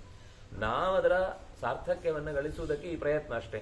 ಅನಾಯಾಸವಾಗಿ ನಾವೇ ಕರೆದು ಬಾ ಪಾದ ಪೂಜೆಗೆ ಅಂದ್ರೆ ಬರ್ತಿರ್ಲಿಲ್ಲ ಅವನು. ಪಾಂಡವರು ಕಳಿಸ್ಕೊಟ್ಟದ್ರಿಂದ ಬಂದಿದ್ದಾನೆ, ನಮ್ಗೆ ಲಾಭ ಅಲ್ವಾ? ಪಾಂಡವರ ಹೆಸರಿನಿಂದ ನಮ್ಮ ಮನೆಗೆ ಕೃಷ್ಣ ಪಾದ ಧೂಳಿಯನ್ನ ಹಚ್ಚುವ ಹಾಗಾಯಿತು ನಮ್ಮ ಮನೆಗೆ. ಖಂಡಿತ ಅವನು ಹಾಗೆ ಯೋಚನೆ ಮಾಡುವವನಲ್ಲ, ವೃಥ ಆರೋಪಿಸುವವನಲ್ಲ, ಆಮೇಲೆ ಹೋಗಿ ಸರಿಯಾಗ್ಲಿಲ್ಲ ಅಂತ ದೂರುವವನಲ್ಲ. ತನಗೇನಾದ್ರೂ ಅಪಮಾನ ಆದ್ರೂ ಕೂಡ ಅದನ್ನ ನುಂಗಿಕೊಳ್ತಾನೆ ಹೊರತು ತಕ್ಷಣದಲ್ಲಿ ಹಾಗೆ ಅಭಿವ್ಯಕ್ತಿ ಮಾಡುವುದೂ ಇಲ್ಲ. ಆದ್ರಿಂದಾಗಿ ನೀನು ಈ ವಿಷಯದಲ್ಲಿ ನಿನ್ನ ಮಗನ ನಿರ್ಧಾರವನ್ನ ಸರಿ ಅಂತ ನೀನು ಹೇಳಲಿಕ್ಕೆ ಸಾಧ್ಯ ಇಲ್ಲ. ಬೈತಾನೆ ರಾಜೇಂದ್ರ, ಕೃಷ್ಣ ಮನಸ್ಸಿನಲ್ಲಿ ಏನ್ ಸಂಕಲ್ಪ ಮಾಡ್ತಾನೋ ಅದು ಆಗತ್ತೆ. ನಮ್ಮ ಬಗ್ಗೆ ಅವನ ಮನಸ್ಸಿನಲ್ಲಿ ಇವರು ಯುದ್ಧ ಮಾಡುವುದು ಬೇಡ, ಸಂಧಾನ ಆಗ್ಲಿ, 1-2 ದಿವಸಕ್ಕೆ ಊಟಕ್ಕೆ ಜಾಸ್ತಿ ಆಗುತ್ತೆ ಅಂತ ಯೋಚನೆ ಮಾಡಿದ್ರೆ ಅದಾಗತ್ತೆ. ಅವನು ಏನು ಯೋಚನೆ ಮಾಡಲಿಲ್ಲ ಅಂದ್ರೆ ಕೊನೆಗೆ ಅವನ ಗತಿ ಏನಿದೆ ಅದೇ ಪ್ರಕಾರ ನಡೆಯುತ್ತೆ ಅಂತ ಹೀಗೆ ಅವನಿಗೆ ಧೈರ್ಯವನ್ನ ತುಂಬುತ್ತಾರೆ. ಅಲ್ಲಿಗೆ 87ನೇ ಅಧ್ಯಾಯ ಮುಕ್ತಾಯಗೊಳ್ಳುತ್ತೆ. 88ನೇ ಅಧ್ಯಾಯದಲ್ಲಿ ದುರ್ಯೋಧನನ ಮಾತನ್ನ ವಿದುರ ಖಂಡಿಸಿ ಕಾಣಿಕೆ ಕೊಡಬಾರದು ಅಂತ ಹೇಳಿದ್ದಕ್ಕೋಸ್ಕರ ಧೃತರಾಷ್ಟ್ರನನ್ನು ಕೂಡ ನಿಂದಿಸಿ ಮಾತಾಗಲ್ಲ. ಮತ್ತೆ ಭೀಷ್ಮಾಚಾರ್ಯ ಮಾತ್ರ ಸಭಾತ್ಯಾಗ ಮಾಡಿಬಿಡ್ತಾರೆ. ಅವನೇನು ಹೇಳ್ತಾನೆ ಅಂದ್ರೆ, ಕೊಡುದು ಬೇಡ ಅಂತ ಹೇಳಿದ್ದ, ಅಷ್ಟಕ್ಕೆ ನಿಂತಿದ್ರೆ ತೊಂದರೆ ಇರಲಿಲ್ಲ. ಮುಂದೆ ಅವನ ಮಾತು ಏನಿತ್ತು ಅಂದ್ರೆ, ಇವರು ಇಷ್ಟೆಲ್ಲ ಮಾಡಲೇಬೇಕು ಹಾಗೆ ಹೀಗೆ ಅಂತ ಭೀಷ್ಮಾಚಾರ್ಯ ಹೇಳಿದ್ದಕ್ಕೆ ದುರ್ಯೋಧನ ಹೇಳ್ತಾನೆ, ಇಡೀ ಸಮಸ್ತ ರಾಜ್ಯದ ಏಕಾಧಿಪತ್ಯ ನನಗೆ ಸಾಧ್ಯ ಇದೆ, ಅಂದ್ರೆ ಆ ಅಧಿಕಾರ ನಡೆಸ್ಲಿಕ್ಕೆ ನನ್ನ ಸಾಮರ್ಥ್ಯ ಇದೆ. ಎಲ್ಲ ಶಕ್ತಿ ನನಗಿರ್ಬೇಕಾದ್ರೆ ಪಾಂಡವರಿಗೆ ಭಾಗ ಯಾಕೆ ಕೊಡ್ಬೇಕು? ನಾನು ಆಗದೇ ಇದ್ದಾಗ ಇನ್ನೊಬ್ಬರಿಗೆ ನಾವು ಸಹಾಯ ಕೇಳಬೇಕು. ನನ್ನ ಹತ್ರನೇ ಆಗತ್ತೆ ಭಾಗ, ಅವ್ರಿಗೆ ಕೊಟ್ಟು ಇನ್ನೊಂದು ಭಾಗ ಉಳಿಸ್ಕೊಳ್ಳಿಕ್ಕೆ ನಾನು ಯಾಕೆ ಒದ್ದಾಡಬೇಕು? ಸಮಸ್ತ ಭಾಗದ ಆಧಿಪತ್ಯ ನನ್ನ ಹತ್ರ ಇರುತ್ತೆ. ಬೇಕಿದ್ರೆ ಅವರು ನಾನು ಸತ್ತ ಮೇಲೆ ಬೇಕಾದ್ರೂ ಯೂಸ್ ಮಾಡಿ, ಅಲ್ಲಿ ತನಕ ಅದು ನಂದೇ. ಕೃಷ್ಣ ಪಾಂಡವರಿಗೆ ಅವನು ತುಂಬಾ ಪರವಾಗಿ ಮಾತಾಡ್ತಾನೆ. ಅವನನ್ನು ದೂತನಾಗಿ ಬಂದ್ರೆ ಅವನ ಉದ್ದೇಶ ಪಾಂಡವರಿಗೆ ಒಳ್ಳೇದಾಗ್ಲಿ ಅಂತ, ನಮ್ಗೆ ಒಳ್ಳೇದಾಗ್ಲಿ ಅಂತ ಅಲ್ಲ. ಆದ್ರಿಂದ ಅಂತವನ ಬಗ್ಗೆ ನಮ್ಗೇನು ವಿಶೇಷವಾದ ಆದರ ಏನಿಲ್ಲ. ಇನ್ನೂ ಎಲ್ರಿಗೊಂದು ಗುಟ್ಟಾದ ಸಂಗತಿ ಹೇಳ್ತೇನೆ. ನಾವು ಈಗ ಬಂದಾಗ ಕೃಷ್ಣನನ್ನ ಸತ್ಕಾರ ಮಾಡುವುದಲ್ಲ, ಕೃಷ್ಣನನ್ನ ಹೇಗಾದ್ರೂ ಮಾಡಿ ನಮ್ಮ ಅರಮನೆಗೆ ಕರ್ಕೊಂಡು ಬಂದು ಒಂದು ಬಾಗಿಲಲ್ಲಿ ಹಾಕಿ ಬಂದ್ ಮಾಡಿಬಿಡ್ಬೇಕು, ಸೆರೆ ಹಿಡಿದ್ಬಿಡ್ಬೇಕು. ಅದು ಎಲ್ಲೂ ಹೋಗ್ಲಿಕ್ಕೆ ಜಾಗ ಸಿಗಬಾರ್ದು. ಹಾಗೆ ಪಾಂಡವರು ಕೃಷ್ಣನ ವಶಾನುವರ್ತಿಗಳಾದ್ರಿಂದ ಕೃಷ್ಣ ಎಷ್ಟು ದಿವಸ ಆದ್ರೂ ಬರಲಿಲ್ಲ ಅಂದಾಗ ನಮ್ಗೆ ಲೆಟರ್ ಹೋಗುತ್ತೆ, ನಿಮಗೆ ಕೃಷ್ಣ ಬೇಕಾ ರಾಜ್ಯ ಬೇಕಾ ಅಂತ ನಮ್ಗೆ ಲೆಟರ್ ಹೋಗುತ್ತೆ. ಪಾಂಡವರು ಯಾವುದೇ ಕಾರಣಕ್ಕೂ ಮತ್ತೆ ವಾಪಸ್ಸು ರಾಜ್ಯ ಬೇಕು ಅಂತ ಕೇಳಲ್ಲ. ಈ 2 ಆಪ್ಷನ್ ಇದ್ದಾಗ ಅವ್ರು ಕೇಳೋದು ಕೃಷ್ಣನಿಂದ ಕೂಡಿದ ಪ್ರೀತಿ ಬೇಕಷ್ಟೇ, ಕೃಷ್ಣ ಬೇಕು ಹೊರತು ಕೃಷ್ಣನ ದೃಷ್ಟಿ ಬೇಕು ಹೊರತು ಇನ್ನೇನು ಬೇಡ ಅಂತ ಅವ್ರು ಬಿಡ್ತಾರೆ. ನಮಗೆ ಲಾಭ ಆಯ್ತು. ಅಪಾಯವೇ ಇಲ್ಲದೆ ಮಾಡಿದ ಉಪಾಯದಿಂದ ಒಂದ್ಸತಿ ಜೂಜಾಡಿ ನಾವು ಗೆದ್ವಿ, ರಕ್ತಪಾತ ಇಲ್ಲದೆ. ಈ ಸರ್ತಿ ಇನ್ನೊಂಥರ ಮಾಡೋಣ, ಕೃಷ್ಣನನ್ನು ಬಂಧಿಸಿಟ್ಟು ಬಿಟ್ರೆ ಇದು ನಮ್ಮ ನೆಪ. ನಮ್ಮ ಊರಲ್ಲಿ ನಮ್ದೇ ಗಲ್ಲಿ ಆದ್ರಿಂದಾಗಿ ನಾವೇ ದೊಡ್ಡ ನಾಯಿ ಆದ್ರೂ ಮ್ಯಾವ್ ಅನ್ಬೋದು, ಯಾರು ಕೇಳೋರಿಲ್ಲ. ಆದ್ರಿಂದಾಗಿ ನಮ್ದೇ ತಾಕತ್ತು, ನಾವೇನು ನಮ್ಮ ಎಲ್ಲ ಶಕ್ತಿಗಳನ್ನ ಬಳಸಿ ಕೃಷ್ಣನನ್ನ ಹಿಡಿದು ಬಂಧಿಸೋಣ ಅಂತ ಹೇಳ್ತಾನೆ ದುರ್ಯೋಧನ. ಇದು ನೀವು ಯಾರಿಗೂ ಬೇರೆಯವರಿಗೆ ಹೇಳಬಾರ್ದು. ಇದು ಇಲ್ಲಿ ನಮ್ಮಲ್ಲಿ ಒಳಗೆ ಮಾತ್ರ ನಡೆದ ಗುಟ್ಟಾದ ಮೀಟಿಂಗ್. ಅಂದಾಗ ಇದನ್ನ ನೀವು ಎಲ್ಲರಿಗೂ ಹೇಳಿ ಕೆಲಸ ಹಾಳಾಗುವಾಗ ಮಾಡಬೇಡಿ. ಇನ್ನು ಕೆಲವೆಲ್ಲ ಇದರಲ್ಲಿ ಸ್ವಲ್ಪ ಬದಲಾವಣೆಗಳು ನಡೆಸಬೇಕು ಅಂತಿದ್ರೆ ಮತ್ತೆ ಚಿಂತನೆ ಮಾಡಿ ಸರಿ ಮಾಡೋಣ, ಅದರ ಬಗ್ಗೆ ಏನು ಸಂದೇಹ ಬೇಡ. ಜನಮೇಜಯನನ್ನ ಕುರಿತು ಮತ್ತೆ ವೈಶಂಪಾಯನರು ಹೇಳ್ತಾರೆ. ಈ ಮಾತು ಕೇಳಿದ ತಕ್ಷಣ ಧೃತರಾಷ್ಟ್ರನಿಗೆ ಸ್ವಲ್ಪ ಮನಸ್ಸು ಕಿರಿಕಿರಿ ಆಯ್ತು. ಅಂದ್ರೆ ಅವನು ಬಂಧಿಸ್ತಾನೆ ಅಂತ ಹೇಳಿದ ಅಲ್ವಾ, ಸ್ವಲ್ಪ ಬೇಸರ ಆಯ್ತು. ಧೃತರಾಷ್ಟ್ರ ಒಳಗೆ ನಡುಗು ಬಿಟ್ಟ. ದುರ್ಯೋಧನ ಒಳಗಿನ ಆಲೋಚನೆ ಇಷ್ಟು ಕೆಟ್ಟದಾಗಿದೆ, ಇಷ್ಟು ಬಂಧಿಸಿ ಪಾಂಡವರನ್ನ ಮತ್ತೆ ವಾಪಸ್ ಕಾಡಿಗೆ ಅಟ್ಟುವಂತಹ ಒಂದು ಹುಚ್ಚು ಪ್ರಯತ್ನಕ್ಕೆ, ಹುಚ್ಚು ಸಾಹಸಕ್ಕೆ ಕೈ ಹಾಕಿದ್ದಾನೆ ಅಂತ ಗೊತ್ತಾಗಿ ಅದನ್ನ ಮುಂದುವರಿಸಲಿಕ್ಕೆ ಸರಿಯಾದ ಧೈರ್ಯ ಸಾಲಿಲ್ಲ ಅವನಿಗೆ.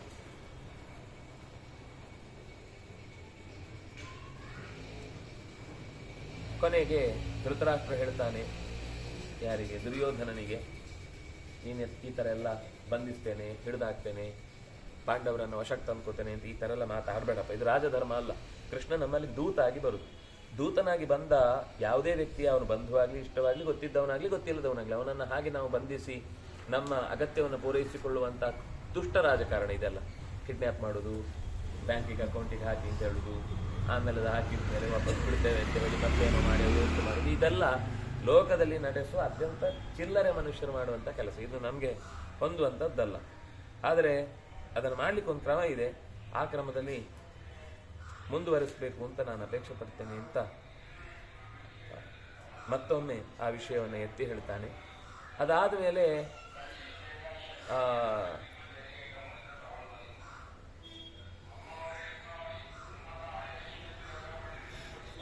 ಬೀದಿ ಬೀದಿಯ ಸುದ್ದಿ ಬರುತ್ತೆ. ಒಂದೇ ಒಂದು ಮನೆಯಲ್ಲಿ ಜನ ಇಲ್ಲ, ಎಲ್ಲ ಕೃಷ್ಣನ ನೋಡ್ಲಿಕ್ಕೆ ಹೋಗಿದ್ರು. ಸಣ್ಣ ಸಣ್ಣ ಮಕ್ಕಳು, ಕೈ ಕಾಲು ನೆಟ್ಟಿಗಿಲ್ಲದವರು ಕೂಡ ನೆಲದಲ್ಲಿ ಎಳ್ಕೊಂಡು ಹೋಗಿದಾರಂತೆ. ಕೃಷ್ಣನನ್ನು ನೋಡ್ಬೇಕು, ಒಂದು ಜೀವಮಾನದಲ್ಲಿ ಸಿಗುವ ದೊಡ್ಡ ಭಾಗ್ಯ. ನಾವೇನು ಯುದ್ಧದ ಫೀಲ್ಡಿಗೆ ಹೋಗಲ್ಲ, ದ್ವಾರಕೆಗೆ ಹೋಗುವಷ್ಟು ನಮ್ಮ ಹತ್ರ ಆಗ ವಿಮಾನವೂ ಇಲ್ಲ, ಹಡಗಿನ ದಾರಿಯನ್ನು ಕ್ರಮಿಸುವಷ್ಟು ತಾಳ್ಮೆ ನಮಗಿಲ್ಲ. ಕೃಷ್ಣ ಇಲ್ಲಿಗೆ ಬಂದಾಗ ಬಿಡುವುದಕ್ಕೆ ಅರ್ಥ ಇಲ್ಲ, ಕೃಷ್ಣನನ್ನು ನೋಡದೆ ಕಣ್ಮುಚ್ಕೊಂಡು ಕೂತ್ಕೊಳ್ಳೋದಕ್ಕೆ ಅರ್ಥ ಇಲ್ಲ. ಯಾವ ಮನೆಯಲ್ಲೂ ಜನ ಇರಲಿಲ್ಲ, ಎಲ್ಲ ಬಿಗೋಂತ ಮನೆ ಖಾಲಿ. ಬಂದವರು ಎಲ್ಲರೂ ಕೂಡ ಕೃಷ್ಣ ಬರ್ತಾ ಇದ್ದಾನೆ ಅಂತ ಗೊತ್ತಾದಾಗ ಉದ್ದಂಡ ನಮಸ್ಕಾರ. ನಾವು ಶಿರಸ್ಸಾಷ್ಟಾಂಗ ಪ್ರಣಾಮ ಮಾಡ್ತೇನೆ ಅಂತ ಕೈಯೂ ಎತ್ತಲ್ಲ. ಸಾಷ್ಟಾಂಗದಲ್ಲಿ ಶಿರಸ್ಸು ಇರುತ್ತೆ ಬಿಡಿ, ಅದು ಹೇಳುವುದೇ ತಪ್ಪು. ಕೊನೆಗೆ ಸಾಷ್ಟಾಂಗ ಪ್ರಣಾಮ ಅಂತ ಒಂದು ಉದ್ದ ನಮಸ್ಕಾರ ಆದ್ರೂ ಮಾಡ್ಬೇಕಲ್ಲ, ಅದೂ ಮಾಡಲ್ಲ. ಹಾಗೆ ನಮ್ಮ ಅವ್ಯವಸ್ಥೆ ಇದ್ರೆ ಅಲ್ಲಿಯ ಜನ ಧೂಳಾಗತ್ತೆ, ಕೊಳೆ ಆಗುತ್ತೆ, ಬಟ್ಟೆ ಹಾಳಾಗುತ್ತೆ, ಕೆಸರಾಗುತ್ತೆ. ಅಯ್ಯೋ ಛೀ ಗಲೀಜು ಧೂಳು, ಇದು ಎಲ್ಲಿ ನಿನ್ನೆ ಎಲ್ಲಿ ಆ ನಾಯಿ ಕಾಲೆತ್ತು ಹೋಗಿದೆಯೋ ಗೊತ್ತಿಲ್ಲ ಅಂತೆಲ್ಲ ಯೋಚನೆ ಮಾಡ್ಕೊಳ್ಳುವ ಯೋಚನೆ ಇಲ್ಲ. ಕೃಷ್ಣ ಬರ್ತಾನೆ ಅಂದ್ರೆ ಕೃಷ್ಣನಿಗೆ ಸರೆಂಡರ್. ಅಲ್ಲಿ ಏನಿದೆ, ಒಂದು ನಿಮಿಷ ಎಲ್ಲ ಕ್ಲೀನ್ ಮಾಡಿ ಆಮೇಲೆ ನಮಸ್ಕಾರ ಮಾಡ್ತೇನೆ ಅಲ್ಲ, ಎಲ್ಲ ಅಡ್ಡ ಬಿದ್ದಿದ್ದಾರೆ. ಬಿದ್ದು ಕೃಷ್ಣನ ಅಂದ್ರೆ ಒಂದು ರಾಶಿ ರಾಶಿ, ಒಬ್ರಲ್ಲ. ಈ ಬಿದ್ರೆ ಅಂದ್ರೆ ಇಡೀ ಸಾಲು ಸಾಲು ರಸ್ತೆಯಲ್ಲಿ ಉದ್ದಕ್ಕೂ ಜನ ನಮಸ್ಕಾರ ಮಾಡ್ತಿದ್ದಾರೆ. ಜನಗಳ ಗುಂಪು ಕಿಕ್ಕಿರಿದು ಹೋಯಿತು. ಕಣ್ಣಿಗೆ ಕೃಷ್ಣ ಕಾಣುವಷ್ಟು ಕಾಣುವಷ್ಟು ಕಾಣುವಷ್ಟು ದಿಟ್ಟಿಸಿ ನೋಡುವುದರಲ್ಲಿ ಅವರಿಗೆ ನಾವ್ ಎಲ್ಲಿ ನಿಂತಿದ್ದೀವಿ, ಎಲ್ಲಿ ತಳ್ತಾ ಇದ್ದಾರೆ, ಅದು ಈ ಜಂಬೂ ಸವಾರಿ ಈಗ ಹೋಗ್ತಾ ಇದ್ರೆ ಅದರ ಜೊತೆಗಿದ್ದ ಒಂದಿಷ್ಟು ಜನರು ಹೀಗೆ ಹೋಗ್ತಾ ಇರ್ತಾರೆ. ಹಿಂದೆ ನೋಡಿದ್ರೆ ಜನ ಇಲ್ಲ, ಅಲ್ಲಿ ಇಲ್ಲಿ ಇಷ್ಟು ಜನ ಇರ್ತಾರೆ, ನೆಕ್ಸ್ಟ್ ಹೋಗುವಾಗ ಅವರು ಇಲ್ಲ. ಅದು ಹೋಗಿ ಹೋಗಿ ಹೋಗಿ ಅಲ್ಲೋಗಿ ಅಲ್ಲೊಂದ್ ಕಡೆ ರಾಶಿ ಆಗುತ್ತೆ. ಹಾಗೆ ಹಸ್ತಿನಾವತಿಯನ್ನು ಪ್ರವೇಶ ಮಾಡಲಿಕ್ಕೆ ಬರುವಾಗ ಕೃಷ್ಣನ ರಥ ನೋಡಿದ ತಕ್ಷಣ, ಕೃಷ್ಣನನ್ನು ನೋಡ್ಲಿಲ್ಲ ಮೊದ್ಲಿಲ್ಲ, ಕೃಷ್ಣನ ರಥವನ್ನು ನೋಡಿದ ತಕ್ಷಣ ಎಲ್ಲ ದಂಡವತ್ ಪ್ರಣಾಮ, ಉದ್ದ ನಮಸ್ಕಾರ ಮಾಡಿದ್ರು. ಆಮೇಲೆ ಕೃಷ್ಣ ಹೊರಗಿನಿಂದ ಕೈ ಹಾಕಿ ಎಲ್ಲರನ್ನು ಕಣ್ಣಿನಿಂದ ಮಾತಾಡಿಸ್ದ, ಕೈಯಿಂದ ಮಾತಾಡಿಸ್ದ, ನಕ್ಕು ಮಾತಾಡಿಸ್ದ, ಕಣ್ಣು ಹುಬ್ಬಾರಿಸಿ ಮಾತಾಡಿಸ್ದ, ಒಬ್ಬೊಬ್ಬರಿಗೆ ಕೈ ತಾಗಿಸಿದ. ಹೀಗೆಲ್ಲ ಮಾಡ್ಕೊಂಡಿದ್ರೆ ವೃದ್ಧರಿಂದ ಹಿಡಿದು ಶಿಶುವಿನ ತನಕದ ಎಲ್ಲರಿಗೂ ಕೃಷ್ಣನನ್ನು ನೋಡದೆ ಅನ್ನುವ ಖುಷಿ, ಆನಂದ, ನಮ್ಮ ಜೀವನ ಸಾರ್ಥಕ ಆಯಿತು ಅಂತ ತುಂಬಾ ತುಂಬಾ ಗೌರವದಿಂದ ಕೆಲವರೆಲ್ಲ ಉಡುಗೊರೆ ಕೊಟ್ಟರು. ಇನ್ನು ಅನೇಕರು ಉಪ್ಪರಿಗೆಯಿಂದ ಆಗ ರೆಡಿ ಮಾಡಿಟ್ಟಿದ್ದ ಹೂಗಳನ್ನೆಲ್ಲ ಕೃಷ್ಣನ ಮೇಲೆ ಎಸ್ದ್ರು. ಕೃಷ್ಣ ಅದನ್ನೆಲ್ಲ ಮೇಲೂ ನೋಡುತ್ತಿದ್ದಂತೆ. ಚೆನ್ನಾಗಿದೆ ಚೆನ್ನಾಗಿದೆ, ಖುಷಿ ಆಯ್ತು ಅಂತ ಅವರನ್ನು ಮಾತಾಡಿಸ್ತಿದ್ದಂತೆ. ಅದಾದ್ಮೇಲೆ ಅದು ದೂರದಿಂದ ನೋಡುವಾಗ ಆಗ ಎಲ್ಲ ಈ ಮರದ ಮುಚ್ಚಿಗೆಗಳಲ್ಲ ಮೇಲ್ಗಡೆ, ಅದು ಯು ಶೇಪಿಗೆ ಬಂದಿತ್ತಂತೆ. ಎಲ್ಲ ನಿಂತ ಮನೆ ಮಕ್ಕಳು, ಮಡದಿಯರು, ಜೊತೆಗಿದ್ದ ಮೇಲೆಯವರೆಲ್ಲ ನಿಂತಾಗ ಎಲ್ಲಿ ಬಿಡೋಗುತ್ತೋ ಮನೆ, ಸಂಭಾಳಿಸ್ಕೊಡ್ರಪ್ಪ ಅಂತ ಕೃಷ್ಣ ಕೈ ತೋರಿಸಿದ್ದ ಅವರಿಗೆ. ಜಾಗ್ರತೆ ಇರಿ ಅಂತ ಕೈ ತೋರಿಸ್ತೇನೆ ಅಂತ ಹಾಯ್ ಬಾಯ್ ಹೇಳಿದ್ದಲ್ಲ, ಜಾಗ್ರತೆ ಮಾಡಿ ಅಂತ. ಧೃತರಾಷ್ಟ್ರನಿಗೆ ಈ ಪ್ರತಿ ಕ್ಷಣದ ಸುದ್ದಿ, ರಮಣೀಯವಾದ ಕೃಷ್ಣನ ನಡೆ, ಅಯ್ಯೋ ದೇವರೇ ನಮಗೆ ಕೃಷ್ಣನನ್ನು ನೋಡ್ಲಿಕ್ಕೆ ಆಗ್ತಾ ಇಲ್ಲಲ್ಲ ಅಂತ ಕಿರಿಕಿರಿ. ಊರ ಹೊರಬಾಗಿ, ಊರ ಅಂದ್ರೆ ಅಂತಃಪುರದ ಹೆಬ್ಬಾಗಿಲಿನ ಹತ್ರ ನಿಂತಿದ್ದಾರೆ, ಕೃಷ್ಣ ಹತ್ರ ಬರ್ತಾ ಇದ್ದಾನೆ ಅಂತ ಧೃತರಾಷ್ಟ್ರನಿಗೆ ಸುದ್ದಿ ಬಂತು. ಧೃತರಾಷ್ಟ್ರ ತಕ್ಷಣ ಎದ್ದು ನಿಂತು ಬಿಟ್ಟ. ಕಣ್ಣು ಕಾಣಿಸದೇ ಇದ್ರು ಕೂಡ ಕೃಷ್ಣ ಬರ್ತಾನೆ ಅಂತ ಗೊತ್ತಾದಾಗ ಭೀಷ್ಮ ದ್ರೋಣ ಇಬ್ಬರನ್ನು ಹೆಗಲಿಗೆ ಆಧಾರವಾಗಿಟ್ಟುಕೊಂಡು, ಜೊತೆಗೆ ಸೋಮದತ್ತ, ಈ ಕಡೆಯಿಂದ ಬಾಹ್ಲೀಕ, ಇನ್ಯಾರ್ಯಾರು ಆ ಅರಮನೆಯಲ್ಲಿ ಹಿರಿಯರಿದ್ರು ಅವರು ಎಲ್ಲರೂ ಕೂಡ ಮುಂದೆ ಬಂದ್ರು. ಅದು ಕ್ರಮ. ಈಗ ಇಲ್ಲಿ ನಿಂತ್ರೆ ಸ್ವಾಮಿಗಳಲ್ಲಿ ಬರ್ತಾ ಇದ್ರೆ ನಾ ಬರ್ಲಿ ಅಂತ ಇಲ್ಲಿ ತನಕ ಕಾಯುವುದಲ್ಲ, ಅವ್ರು ಎಲ್ಲಿ ಬಂದ್ರು ಅಲ್ಲಿ ತನಕ ಹೋಗಿ ಅವ್ರನ್ನ ಕರ್ಕೊಂಡು ಒಳಗೆ ಬರ್ಬೇಕು. ಹಾಗೆ ಕೃಷ್ಣ ಇದ್ದಲ್ಲಿಗೆ ನಡ್ಕೊಂಡು ಬರ್ತಾ ಇದ್ದ ಜಾಗಕ್ಕೇನೆ ಎಲ್ಲರೂ ಆಸನದಿಂದ ದಿಗ್ಗನೆ ಎದ್ದು ಓಡಿ ಬಂದ್ರು ಮುಂದೆ. ಧೃತರಾಷ್ಟ್ರ ಕೃಷ್ಣ ಧೃತರಾಷ್ಟ್ರನಿಗೆ ಎದುರಾದ ತಕ್ಷಣವೇ ಎಲ್ಲರನ್ನೂ ಅವರವರು ವಯಸ್ಸಿಗೆ ತಕ್ಕಂತೆ ಕೃಷ್ಣ ಅವರನ್ನ ಉಭಯ ಕುಶಲೋಪರಿ ಸಾಂಪ್ರತ ಅಂತ ಮಾತನಾಡಿಸಿದಾಗ ಇತರ ರಾಜರು, ಗುರುಗಳು, ವೃದ್ಧರು ಅವರೆಲ್ಲ ಆ ಪಾಂಡವರ ಸ್ನೇಹ ವಚನವನ್ನ ಕೇಳಿ, ನಿಮ್ಮನ್ನ ಯುಧಿಷ್ಠಿರ ಮಾತಾಡಿಸಿದ್ದಾನೆ, ನೀವೆಲ್ಲೋ ಹಾಗೆ ಮಾಡಿದ್ರಂತಲ್ಲ, ಅದೇನಾಯ್ತು ಅಂತ ಕೇಳಿದ ಅಂತ ಏನು ಅವರವರಿಗೆ ನೆನಪಿರ್ಬೇಕಲ್ಲ. ಇವ್ರದ್ದು ಇವರಿಗೆ ನಿಮ್ ಮದುವೆ ಆಯ್ತಾ, ಅಲ್ಲ ಮಗಳು ಹೇಗಿದ್ದಾಳೆ, ಚಟುವಂತ, ಅವನಿಗೆ ಮಗ ಹೇಗಿದ್ದಾನೆ, ಚಟುವಂತ, ಹೆಂಡತಿ ಹೇಗಿದ್ದಾನೆ, ಚಟುವಂತ, ಮದುವೆ ಆಗಿಲ್ಲ. ಹಾಗೆ ಅರ್ಧ ಪ್ರಶ್ನೆ ಯಾರಿಗೂ ಕೇಳಿ ಎಡವಟ್ಟಾಗಬಾರ್ದಲ್ಲ. ಕೃಷ್ಣ ಅದರಲ್ಲೆಲ್ಲ ಜಾಣ. ಎಲ್ಲರಿಗೂ ಕುಶಲ ಪ್ರಶ್ನೆಗಳನ್ನ ಕೇಳಿ ಬಾಕ್ಲೀಕ, ಕೃಪ, ಸೋಮದತ್ತ, ಅಶ್ವತ್ಥಾಮ ಪ್ರತಿಯೊಬ್ಬರು ಅವರವರ ಕಡೆಯಿಂದ ಆತಿಥ್ಯ ಮಾಡಿದ್ದಾರೆ. ಸುವರ್ಣಮಯವಾದ ಉತ್ತಮವಾದ ಒಂದು ದೊಡ್ಡ ಆಸನದಲ್ಲಿ ಕೃಷ್ಣನನ್ನ ಕೂಡಿಸಿದ್ದಾರೆ. ಧೃತರಾಷ್ಟ್ರ ಕೈ ತೋರಿಸಿ ಪ್ರಾರ್ಥನೆ ಮಾಡಿದ, ಕೂತ್ಕೊಳ್ಳಪ್ಪ ಅಂತ. ತಕ್ಷಣ ಕೃಷ್ಣ ಅಲ್ಲಿ ಕೂತ. ಮಧುಪರ್ಕ, ಒಂದು ಜೇನು ಇತ್ಯಾದಿಗಳನ್ನ, ಅಂದ್ರೆ ಸಿಹಿ, ಸಾಮಾನ್ಯವಾಗಿ ಜೇನು, ಮೊಸರು, ತುಪ್ಪ ಅಥವಾ ಅದಕ್ಕೆ ಕೆಲವೊಂದು ಸರ್ತಿ ಬೆಲ್ಲ ಸೇರಿಸುವುದಿರುತ್ತೆ. ಒಟ್ಟಂತೂ ಸಿಹಿಯಾದ ಪದಾರ್ಥಗಳನ್ನ ಎಲ್ಲ ಕೊಟ್ಟು, ಶುದ್ಧ ಜಲ ಅದರ ಜೊತೆ ಕುಡಿಲಿಕ್ಕೆ, ಆಮೇಲೆ ನೀರು, ತೃಷೆಗೆ. ಕೆಲವರೆಲ್ಲ ಶಾಂತಿ ಮಂತ್ರಗಳನ್ನು ಪುರೋಹಿತರು ಗಟ್ಟಿಯಾಗಿ ಹೇಳ್ತಿದ್ದಾರೆ. ಆತಿಥ್ಯ ಸ್ವೀಕಾರ ಆದಮೇಲೆ ಸಲಿಗೆಯಿಂದ ತಮಾಷೆ ಮಾಡ್ದಂತೆ. ನೀವು ಹೇಗಿದ್ದೀರಿ, ಹಾಗಿದೆ ಅಂತ ವಿನೋದಗಳ ಮಾತುಗಳ ಆಡಿದ ಅಂತಿದೆ. ಅದು ಒಬ್ಬ ನಿಜವಾದ ವ್ಯಕ್ತಿತ್ವ ಇರುವವನ ಲಕ್ಷಣ. ಅದು ಅಂದ್ರೆ ಒಂದು ಪರಿಪೂರ್ಣ ವ್ಯಕ್ತಿ ಅಂದ್ರೆ ಎ ಕಂಪ್ಲೀಟ್ ಮ್ಯಾನ್ ಅಂದ್ರೆ ಸೂಟ್ ಬೂಟ್ ಹಾಕೊಂಡು ನಿಲ್ಲುವುದಲ್ಲ. ಯಾರನ್ನ ಸಿಕ್ಕಿದ್ರು, ಹೇಗ್ ಸಿಕ್ಕಿದ್ರು ಅವರವರ ವಿಷಯಗಳನ್ನೇ ಮನಸ್ಸಿನಲ್ಲಿ ಇಟ್ಕೊಂಡು ಅವರನ್ನ ನಕ್ಕು ಖುಷಿ ಪಡಿಸುದು. ಕೆಲವೊಂದ್ಸರ್ತಿ ನಾವು ಪಾಠದಲ್ಲಿದ್ದಾಗ ಎಲ್ಲೋ ಓಡಾಡಿ ಸುಸ್ತಾಗಿ ಬಂದಿರುತ್ತೆ, ಬಡಿಸಿ ಸಾಕಾಗಿರುತ್ತೆ, ಬಂದು ಕೂತ್ರೆ ನಮ್ಗೆ ಅಯ್ಯೋ ಪಾಠನಾ ಅಂತ ಒಂದು ಕ್ಷಣ ಅನ್ಸಿರುತ್ತೆ. ಆಗ ಸ್ವಾಮಿಗಳು ಎಷ್ಟು ಚೆನ್ನಾಗಿ ಯಾವುದೋ ಒಂದೆರಡು ವಿಷಯ ಎತ್ತಿಕೊಂಡು, ಸಭೆದ್ದು ತಮಾಷೆದ ವಿಷಯನೋ ಅಥವಾ ಇನ್ನೇನೋ ಒಂದು ಎತ್ಕೊಂಡು, ಒಂದ್ಸರ್ತಿ ನಮ್ಮ ಮನಸ್ಸಲ್ಲಿ ನಾವು ಅಷ್ಟು ಹೊತ್ತು ಆಯಾಸ ಆಯ್ತು ಅಂತ ನಮ್ಗೆ ಮರ್ತೋಗ್ಬೇಕು. ಅದು ಮುಗಿಸಿ ಹೆಚ್ಚೊತ್ತಲ್ಲ, ಒಂದು 3-4 ನಿಮಿಷ ಅಷ್ಟೇ. ಆಮೇಲೆ ಟಕ್ ಅಂತ ಕನ್ನಡ ಇಳಿಸಿದ್ರು, ಓದ್ಲಿಕ್ಕೆ ಶುರು ಮಾಡಿದ್ರು, ಬಡ್ರ ಅಂತ ಓದ್ಲಿಕ್ಕೆ ಶುರು ಮಾಡಿದ್ರು. ನಮ್ಗೆ ಅವಾಗ ಇಷ್ಟೊತ್ತು ಅವ್ರ ಮಾತು ಕೇಳಿಸ್ಕೊಂಡ್ಮೇಲೆ ಇದನ್ನು ಕೇಳಿಸ್ಕೋಬೇಕು, ಪಾಠದ ಒಳಗೆ ಹೋಗ್ತಿದ್ವಿ. ಇಲ್ಲ ಅಂದ್ರೆ ಸ್ವಾಮಿ ಇವತ್ತು ಪಾಠ ಬೇಡ ಸ್ವಾಮಿ, ಪಾಠ ಬೇಡ ಸ್ವಾಮಿ, ಸುಸ್ತಾಗಿದೆ ಸ್ವಾಮಿ ಅಂತೆಲ್ಲ ಹೇಳಿಕ್ಕೆ ರೆಡಿ ಆಗಿರ್ತಾರೆ. ಅದು ಗೊತ್ತಾಗುತ್ತೆ ಸ್ವಾಮಿಗಳಿಗೆ. ನೋಡಿದ ತಕ್ಷಣ ಮುಖ ನೋಡಿದ ಇವತ್ತೇನು ಇವರು ಪಾಠ ಬೇಡ ಅಂತ ಹೇಳುವ ಅಂದಾಜಲ್ಲಿದ್ದಾರೆ. ಅದಕ್ಕೆ ಪಾಠದ ವಿಷಯನೇ ಮಾತಾಡಲ್ಲ, ಸೀದೇನು ಹರಟೆ ಹೊಡಿತಾರೆ. ಒಂದಿಷ್ಟು 2 ನಿಮಿಷ ಹರಟೆ ಹೊಡೆದಾಗ ಎಲ್ಲರೂ ಪುಸ್ತಕ ಎಲ್ಲ ತೆಗೆದು ಹಿಂಗೆ ಕೂತವರೆಲ್ಲ ಹಾಗೇ ನೋಡ್ತಿರ್ತಾರಲ್ಲ, ವಿಷಯ ಶುರು ಮಾಡ್ಬಿಡ್ತಾರೆ ಇದ್ದಕ್ಕಿದ್ದಾಗೆ. ಇದೆಲ್ಲ ಕೃಷ್ಣನ ಗುಣ. ವಿನೋದದ ಮಾತಾಡಿ ಎಲ್ಲರ ಮನಸ್ಸಿನಲ್ಲೂ ಒಂದು ಹಗುರವಾದ ಭಾವನೆಯನ್ನು ಹುಟ್ಟುಹಾಕಿದ ಕೃಷ್ಣ ಈ ಎಲ್ಲ ಆತಿಥ್ಯವನ್ನು ಸ್ವೀಕರಿಸಿ ತಕ್ಷಣ ಅಲ್ಲಿಂದ ಹೊರಟು, ಅಲ್ಲಿ ದುರ್ಯೋಧನ ಬಂದಿಲ್ಲ, ಇದು ಇನ್ನೆಲ್ಲ ಹೊರ ಜಾಗದಲ್ಲಿ ನಡೆದದ್ದು. ಸೀದಾ ವಿದುರನ ಮನೆಗೆ ಹೋಗ್ಬಿಡ್ತಾನೆ. ವಿದುರನ ಮನೆಗೆ ಹೋದ ತಕ್ಷಣ ವಿದುರನಿಗೆ ನಿರೀಕ್ಷೆ ಇಲ್ಲ. ಇಡೀ ಉತ್ಸವದ ದೊಡ್ಡ ಅರಮನೆಯ ಸಿದ್ಧತೆಯ ನಡುವೆ ನಮ್ಮನೇಲಿ ಗಂಜಿ ಕುಡಿಲಿಕ್ಕೆ ಯಾಕೆ ಬರ್ತಾನೋ ಅಂತ ಅನ್ಕೊಂಡು ಅವನ ಪಾಡಿಗೆ ಅವನಿದ್ದ. ಕೃಷ್ಣ ಅನಿರೀಕ್ಷಿತವಾದ ಭೇಟಿಯನ್ನು ಕೊಟ್ಟದ್ದು ನೋಡಿ ಅವನಿಗೆ ನಿಲ್ಲಿಕ್ಕಾಗ್ತಿಲ್ಲ. ಕೃಷ್ಣ ನಮ್ಮನೆಗೆ ಬಂದ್ಯಾ ನೀನು, ನಮ್ಮನೆ ನಿನಗೆ ಸಾಧ್ಯ ಆಗುತ್ತಾ ಅಂತ ಅವನು ಆಶ್ಚರ್ಯಪಟ್ರೆ, ವಿದುರ ಎಲ್ಲ ಬಡವ ಅಲ್ಲ. ಕೆಲವೊಮ್ಮೆ ಇದೆಲ್ಲ ಏನು ಬರೀ ಮನೇಲಿ ಏನು ಇಲ್ಲ, ಹಾಳು ಮೂಳು ಬಿದ್ದ ಮನೆಯಲ್ಲಿ ಒಂದು ಬಾಳೆಹಣ್ಣು ತೆಗೆದು ಸಿಪ್ಪೆ ಅವನಿಗೆ ಕೊಟ್ಟು ಬಾಳೆಹಣ್ಣು ತಾನು ತಿಂದ ಅಂತ ಏನೆಲ್ಲ ಕತೆ ಇದೆ, ಹುಚ್ಚು ಕತೆ. ಅದು ಭಾರಿ ಭಕ್ತಿ ಇದ್ದ. ಸಿಪ್ಪೆ ಸುಲ್ದು ಸಿಪ್ಪೆ ಬಾಯಿಗೆ ಹಾಕಿ ಬಾಳೆಹಣ್ಣು ತಾನು ಕೆಳಗೆ ಹಾಕಿದಾನೋ ತಿಂದು ಏನೋ ಇದೆ ಕತೆ, ಸುಮ್ಮನೆ ಕತೆ.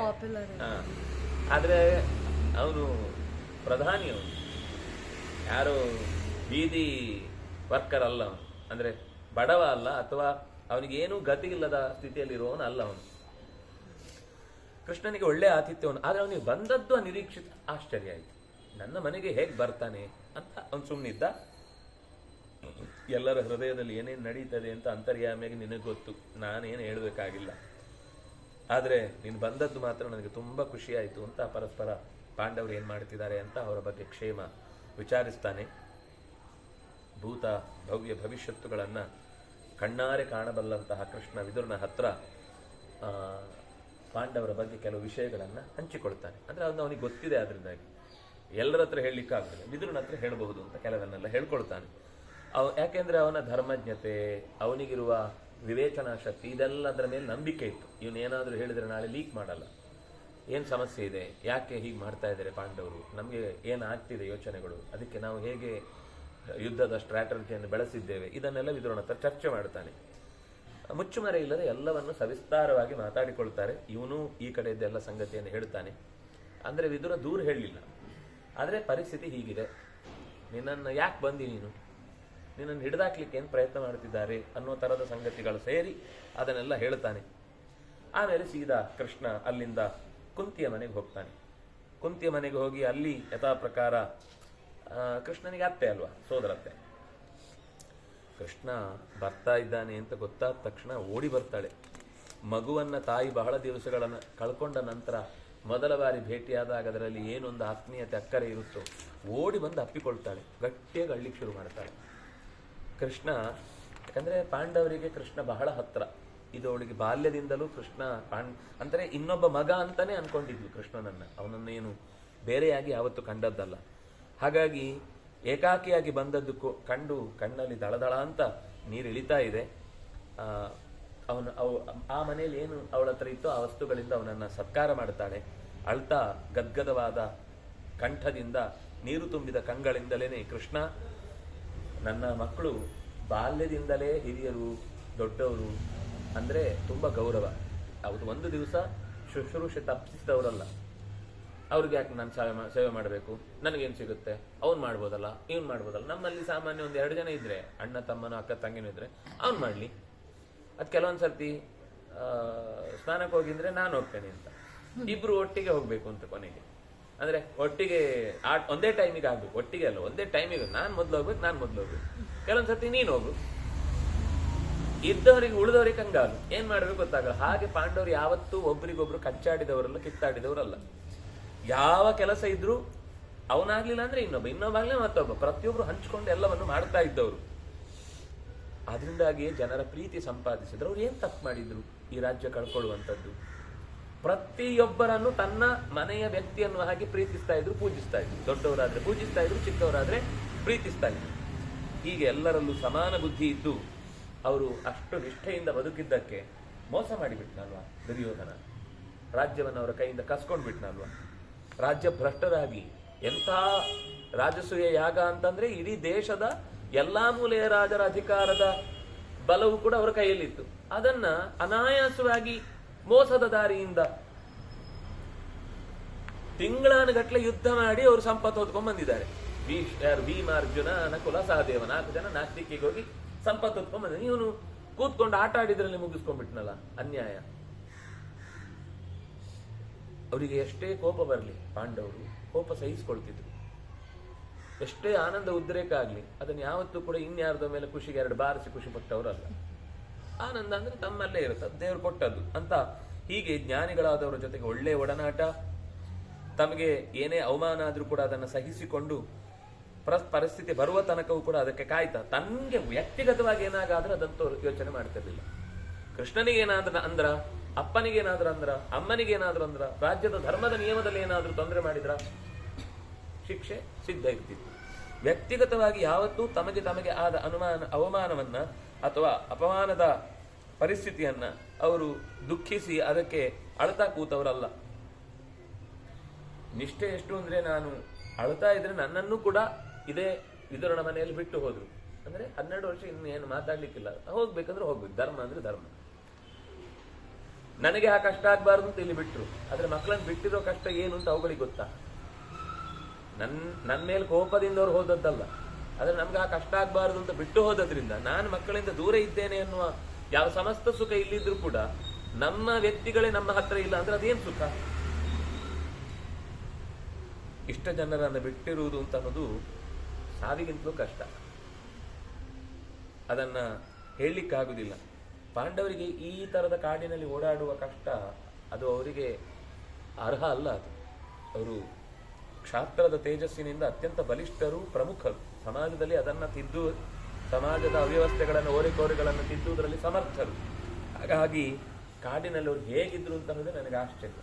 ಯಾಕೆಂದ್ರೆ ಅದನ್ನು ಮುಂದೆ ಮತ್ತೊಂದಿಷ್ಟು ಹೇಳುತ್ತಾಳೆ, ತಂದೆ ಇಲ್ಲದ ತಬ್ಬಲಿಗಳಾಗಿ. ಆದ್ರೆ ಪ್ರತಿ ಸರ್ತಿ 72 ವರ್ಷ ಆಗಿದೆ, ಮಕ್ಕಳು ಮಕ್ಕಳು ಮಕ್ಕಳು ಅಂತಾಳೆ. ಅತ್ಯಂತ ಸಣ್ಣ ವಯಸ್ಸಿನಲ್ಲೇ ತಂದೆಯನ್ನು ಕಳೆದುಕೊಂಡ ತಬ್ಲಿಗಳು ಯಾವಾಗಲೂ ಬೆಳಿಗ್ಗೆ ಏಳುವಾಗ ಶಂಖನಾದ, ದುಂದುಭಿನಾದ, ಬೆಳಿಗ್ಗೆ ಬೆಳಿಗ್ಗೆ ಸಂಗೀತ ಕಚೇರಿಗಳು, ಇದರಿಂದ ಅವರಿಗೆ ಎಚ್ಚರ ಆಗ್ತಾ ಇತ್ತು. ಈಗ ಗುಯ್ ಅಂತ ಒಂದು ಸೊಳ್ಳೆ ಇದು ಜೀರುಂಡೆ ಕೂಗ್ತಾ ಇರುತ್ತೆ, ಸೊಳ್ಳೆ ಕಡಿತಾ ಇರುತ್ತೆ. ಇಂಥ ಸ್ಥಿತಿಯಲ್ಲಿ ಅವರು ಎದ್ದೇಳಬೇಕು. ಆಗ ಬೆಳಿಗ್ಗೆ ಎದ್ದ ತಕ್ಷಣ ಆನೆ, ಕುದುರೆ, ರಥ, ಅಂದ್ರೆ ಅವರು ಬೆಳಿಗ್ಗೆ ಪ್ರಾಕ್ಟೀಸ್ ಮಾಡಬೇಕು. ಬೇಗ 4 ಗಂಟೆಗೆ ಎದ್ದು ಆ ಪ್ರಾಕ್ಟೀಸಿನ ಶಬ್ದ ಟಣ್ ಟಣ್ ಅಂತ ಕತ್ತಿ ಹೊಡೆದಿದ್ದು, ಕುದುರೆ ಗೊರಸಿನ ಶಬ್ದ ಆಗಿದ್ದು, ಇದು ನಿಮ್ಮ ಎಚ್ಚರಕ್ಕೆ ಕಾರಣ ಆಗ್ತಿತ್ತು. ಅಂದ್ರೆ ಪಾಂಡವರ ಎಚ್ಚರಕ್ಕೆ ಕಾರಣ ಆಗ್ತಾ ಇತ್ತು. ಈಗ ಹಾಗಿಲ್ಲ. ಕಾಡು ಪ್ರಾಣಿಗಳು ಗೊರ್ರ ಅಂತವೆ, ಬೇಟೆ ಆಡ್ತಾ ಇರ್ತವೆ, ಇನ್ನೇನೋ ಮಾಡ್ತಿರ್ತವೆ ಕಾಡಿನಲ್ಲಿ. ಆ ಸ್ಥಿತಿಯಿಂದ ಎದ್ದೇಳಬೇಕಾಗುತ್ತೆ. ಇಲ್ಲಿದ್ದಾಗ ವೀಣೆ, ಕೊಳಲು, ಶಂಖ, ಮಂಗಳ ಧ್ವನಿಗಳು ಬೆಳಿಗ್ಗೆ ಬೇಗ ಎಬ್ಬಿಸ್ತಾ ಇತ್ತು. ಆಗ ಚೀರಾಟ, ಕೂಗಾಟ ಇವುಗಳಿಂದ ಕಷ್ಟ ಬೆಳಿಗ್ಗೆ ಎದ್ದೇಳಬೇಕು. ಇಲ್ಲಿದ್ದಾಗ ಬಗೆ ಬಗೆಯ ವಸ್ತ್ರಗಳು, ಅಲಂಕಾರದ ವಿನ್ಯಾಸಗಳಿಂದ ಪ್ರತಿಯೊಬ್ಬರು ಅವರವರಿಗೆ ಡ್ರೆಸ್ ಹಾಕ್ಲಿಕ್ಕೆ ಬೇರೆಯವರು ಬಂದು ರೆಡಿ ಮಾಡಿ ಹೊಲಿದು ಪ್ರತಿಯೊಂದನ್ನು ತಂದು ಕೊಡ್ತಿದ್ರು. ಅಲ್ಲಿ ಮರದ ತೊಗಟೆಯನ್ನು ಇನ್ನೇನೋ ಸಿಕ್ಕಿದ್ದನ್ನ ಹಾಕೊಂಡು ಅವರು ಓಡಾಡಬೇಕಾಗ್ತಿತ್ತು. ಇಲ್ಲಿ ಪ್ರತಿಯೊಬ್ಬರು ದೊಡ್ಡವರು ಬಂದವರೆಲ್ಲ ಅವನನ್ನ ಪೂಜಿಸಿ ಸತ್ಕಾರ ಮಾಡ್ತಿದ್ರು. ಅಲ್ಲಿ ಅವರೇ ಅವ್ರಿಗೆ ಮಾಡ್ಕೋಬೇಕು, ಇವನು ಅವನಿಗೆ ಮಾಡ್ಬೇಕು, ಅವನು ಇವನಿಗೆ ಮಾಡ್ಬೇಕು, ಇಷ್ಟೇ. ಇಂತಹ ಸ್ಥಿತಿಯಲ್ಲಿ ಉಪ್ಪರಿಗೆಯಲ್ಲಿ ಹಂಸತೂಲಿಕ ತಲ್ಪದ ಮೇಲೆ ಮಲಗಬೇಕಾದವರು ನೆಲದಲ್ಲಿ ಮಲಗುವಂತ ಸ್ಥಿತಿ ಇತ್ತು. ಅವರಿಗೆ ಒಂದು ನಿಜವಾದ ರಾಜನ ಅಧಿಕಾರದಲ್ಲಿ ಇದ್ದಾಗ ಏನೆಲ್ಲ ಸುಖ ಇರ್ತಿತ್ತೋ ಅದೆಲ್ಲವೂ ಕೂಡ ತಪ್ಪಿ ಪಾಂಡವರದನ್ನು ಕಷ್ಟ ಅಂತ ಯಾವತ್ತೂ ಅನ್ಕೊಳ್ಳಿಲ್ಲ. ಎರಡೂ ಬರಬೇಕಿತ್ತು, ಬಂತು ಅಂತ. ಆದ್ರೆ ಯೋಗ್ಯವಾದದ್ದು ಸಿಗದೆ, ನ್ಯಾಯಯುತವಾಗಿ ಬರಬೇಕಾದದ್ದು ಬರದೆ, ಅದರಿಂದ ವಂಚಿತರಾದ್ರಲ್ಲ. ಧರ್ಮಾರ್ಥ ಕಾಮಗಳನ್ನ ಸಾಧಿಸುವ ವಿಷಯದಲ್ಲಿ ವಂಚಿತರಾದ್ರಲ್ವಾ. ಯಯಾತಿ, ಮಾಂಧಾತೃ, ನಹುಷ, ಭರತ, ದಿಲೀಪ, ಈ ಪುರಾತನ ರಾಜರ್ಷಿಗಳಲ್ಲಿ ಹೇಗೆ ಬದುಕಿದ್ರು ಹಾಗೆ ಬದುಕುವಷ್ಟು ತಾಕತ್ತು ಇವರಿಗಿದೆ. ಪ್ರಜೆಗಳ ದುರ್ಭರತೆಯನ್ನು ಪರಿಹರಿಸುವ ನಯನಾಜುಕು ಅವರಿಗೆ ಗೊತ್ತಿದೆ. ಆ ಪ್ರಜೆಗಳ ರಕ್ಷಣೆ ಎನ್ನುವ ಮಹಾಕರ್ತವ್ಯ ಅವರಿಗೆ ಮಿಸ್ ಆಯ್ತಲ್ವ. ಇವನ ಕೈಗೆ ಸಿಕ್ಕಿಕೊಂಡು ಒದ್ದಾಡಬೇಕಾಯ್ತಲ್ವ. 3 ಲೋಕಗಳನ್ನೂ ಕೂಡ ಆಳಬಲ್ಲ ಶಕ್ತಿ ಧರ್ಮರಾಜನಿಗಿದೆ. ಅವನು ಇಂದ್ರನೂ ಆಗಿ, ಅದು ಸತ್ಯ. ಜೊತೆಗೆ ಇಲ್ಲೂ ಕೂಡ ಅಂತ ಒಂದು ಆಧಿಪತ್ಯ ಅವನಿಗಿತ್ತು. ಯಾಕೆಂದ್ರೆ 23 ವರ್ಷ ಹಿಂದೆ ಆಳಿದಾರಲ್ವ ಇಡೀ ಭೂಮಿಯನ್ನು. ಹಾಗಾಗಿ ಶಾಸ್ತ್ರಜ್ಞಾನದಿಂದಲೂ ಧರ್ಮಜ್ಞಾನದಿಂದಲೂ ಧನುರ್ವೇದದ ಚೆನ್ನಾದ ತಿಳುವಳಿಕೆಯಿಂದಲೂ ಧರ್ಮರಾಜ ತನ್ನ ತಮ್ಮಂದಿರ ಜೊತೆಗೆ ಧರ್ಮಮೂರ್ತಿಯಂತೆ ಬೆಳಗ್ತಾ ಇದ್ದವನು. ಕೃಷ್ಣ ಅಂತಹ ಯುಧಿಷ್ಠಿರಿಗೆ ಹೇಗಿದ್ದಾನೆ? ಧರ್ಮ ಅಂದ್ರೆ ಜೀವ ಬಿಡ್ತಾ ಇದ್ದ, ಧರ್ಮಕ್ಕೋಸ್ಕರನೇ ತನ್ನ ಬದುಕನ್ನು ಮೀಸಲಾಗಿಟ್ಟುಕೊಂಡಿದ್ದವ. ಈಗ ಹೇಗಿದ್ದಾನೆ? ಇನ್ನು ನನ್ನ ಭೀಮ 2ನೇ ಮಗ 16,000 ಆನೆಗಳ ಬಲವನ್ನು ತೋಳಲು ಹೊತ್ತು ಕೂಡ ಏನೂ ಬಲ ಇಲ್ಲದವನಂತೆ ಸುಮ್ಮನೆ ಆ ಮನೆಯಿಂದ, ಅಂತಃಪುರದಿಂದ ಅವಮಾನ ಆದಂತಹ ತನ್ನ ಹೆಂಡತಿಗೂ ಏನು ಪ್ರತಿರಕ್ಷಣೆ ಕೊಡ್ಲಿಕ್ಕಾಗದೆ ಅಲ್ಲಿಂದ ಹೊರಟು ಹೋಗುವ ಸ್ಥಿತಿ ಬಂತು. ಸಿಕ್ಕಾಪಟ್ಟೆ ಕೋಪ ಅವನಿಗೆ. ಆದ್ರೆ ಅಣ್ಣನ ಮಾತು ಒಂದು ಕ್ಷಣವೂ ಮೀರುವವನಲ್ಲ. ಆ ಕೋಪಕ್ಕೆ ಯಾವತ್ತೂ ಅವನು ಬಲಿಯಾದವನಲ್ಲ. ಕೋಪ ಬರ್ತಿತ್ತು, ಆದ್ರೆ ಅದು ಅನ್ಯಾಯದ ವಿರುದ್ಧ ಹೊರತು ಮೈ ಮರೆತು, ಧೃತಿಗೆಟ್ಟು, ದೌರ್ಬಲ್ಯದಿಂದ ಏನಾದ್ರೂ ಒಂದು ಮಾಡೇ ಬಿಡಬೇಕು ಅನ್ನೋ ಹಠಕ್ಕೆ ಬಂದ ಕೋಪ ಅಲ್ಲ ಅದು. ಅಂತಹ ಕ್ರೋಧವಶರೆಂಬ ಹಿಡಿಂಬ, ಬಕ ಮೊದಲಾದ ಕಿರ್ಮೀರ ಮೊದಲಾದ ರಕ್ಕಸರನ್ನ ಅನಾಯಾಸವಾಗಿ ಬಲಿ ತೆಗೆದುಕೊಂಡಂತಹ ಭೀಮಸೇನ ಅಣ್ಣನ ಆಜ್ಞೆಗೆ ಬದ್ಧನಾಗಿ ತನ್ನ ಕೋಪವನ್ನು, ಬಲವನ್ನು, ಹಠವನ್ನು ಅಡಗಿಸಿಟ್ಟು ಕಾಡಿನಲ್ಲಿ ಇಷ್ಟು ಕಾಲ ಬದುಕಿದ್ನಲ್ವ ಶಾಂತನಾಗಿ, ಇಂದ್ರಿಯಗಳ ಬಲವನ್ನ ಸರಿಯಾಗಿ ಬಳಸಿಕೊಂಡು. ಅವನು ಹೆಸರಿಗೂ ಭೀಮ, ನೋಡ್ಲಿಕ್ಕೂ ಭೀಮ. ಇಷ್ಟು ಭೀಮನ ಹೆಸರೇ ಮಾ ಭೀಹಿ ಅಂತ ಭಯವನ್ನ ಪರಿಹಾರ ಮಾಡುವವನು, ಉಳಿದವರಿಗೆ ಭಯವನ್ನ ಕೊಡುವವನು. ಭಯಂಕರ ಅಂತ ಅರ್ಥ ಭೀಮ ಶಬ್ದಕ್ಕೆ. ಹೆಸರಿನಿಂದಲೂ ಭೀಮ, ಗುಣದಿಂದಲೂ ಭೀಮ, ನೋಟಕ್ಕೂ ಭೀಮ. ಅಂತಹ ಭೀಮ ಅವನಿಗೆ ಮೃಕೋದರ. ಬೇಗ ಹಸಿವಾಗತ್ತೆ. ಹೇಗಿದ್ದಾನೆ ಅಂತ ಕೇಳ್ತಾಳೆ. ಇನ್ನೊಬ್ಬ ನನ್ನ 3ನೇ ಮಗ ಅತ್ಯಂತ ಬಲಿಷ್ಠನಾದ ಅರ್ಜುನ. 2 ತೋಳಿರುವುದಾದ್ರೂ ಈ ಕಾರ್ತವೀರ್ಯಾರ್ಜುನ ಅಂತ ಒಬ್ಬ ಇದ್ನಲ್ಲ, 1000 ತೋಳಿನವನು, ಅವನಷ್ಟೇ ಚುರುಕಾಗಿ ತನ್ನ ಕೈ ಚಳಕದಿಂದ ಶತ್ರುಗಳನ್ನ ಬಾಣದ ಪ್ರಯೋಗದಿಂದ ಎದುರಿಸಿ ಮೂರ್ಛೆ ಬೀಳಿಸಬಹುದಾದವನು, ಪ್ರಜ್ಞೆ ತಪ್ಪಿಸಬಹುದಾದವನು. ಇಂತಹ ತಾಕತ್ತು ಅವನಿಗಿತ್ತು. ಶಸ್ತ್ರಾಸ್ತ್ರ ವಿದ್ಯೆಗಳು ಅಂತ ಅನ್ನೋದು ಅವನಿಗೆ ಅನಾಯಾಸವಾಗಿ ಸಿದ್ಧಗೊಂಡದ್ದು. ಕಾರ್ತವೀರ್ಯಾರ್ಜುನನ ನೆನಪು ಮಾಡುವಾಗ ಅರ್ಜುನ ನೆನಪಾಗ್ಬೇಕು, ಅರ್ಜುನನ ನೆನಪಾದಾಗ ಕಾರ್ತವೀರ್ಯಾರ್ಜುನ ನೆನಪಾಗಬೇಕು. ಅಷ್ಟು ಸಮಾನ ಸ್ಕಂಧತೆ ಅವರಿಬ್ಬರಿಗೆ ಇರುವಂಥದ್ದು. ತಾಳ್ಮೆಯ ವಿಷಯದಲ್ಲಿ ಭೂಮಿಗೆ ಸಮಾನ. ಇಂದ್ರಿಯಗಳನ್ನು ಗೆದ್ದದ್ದು ಅನ್ನೋ ವಿಷಯದಲ್ಲಿ ಋಷಿಗಳಿಗೆ ಅವನು ಸಾಟಿಯಾಗ್ತಾನೆ.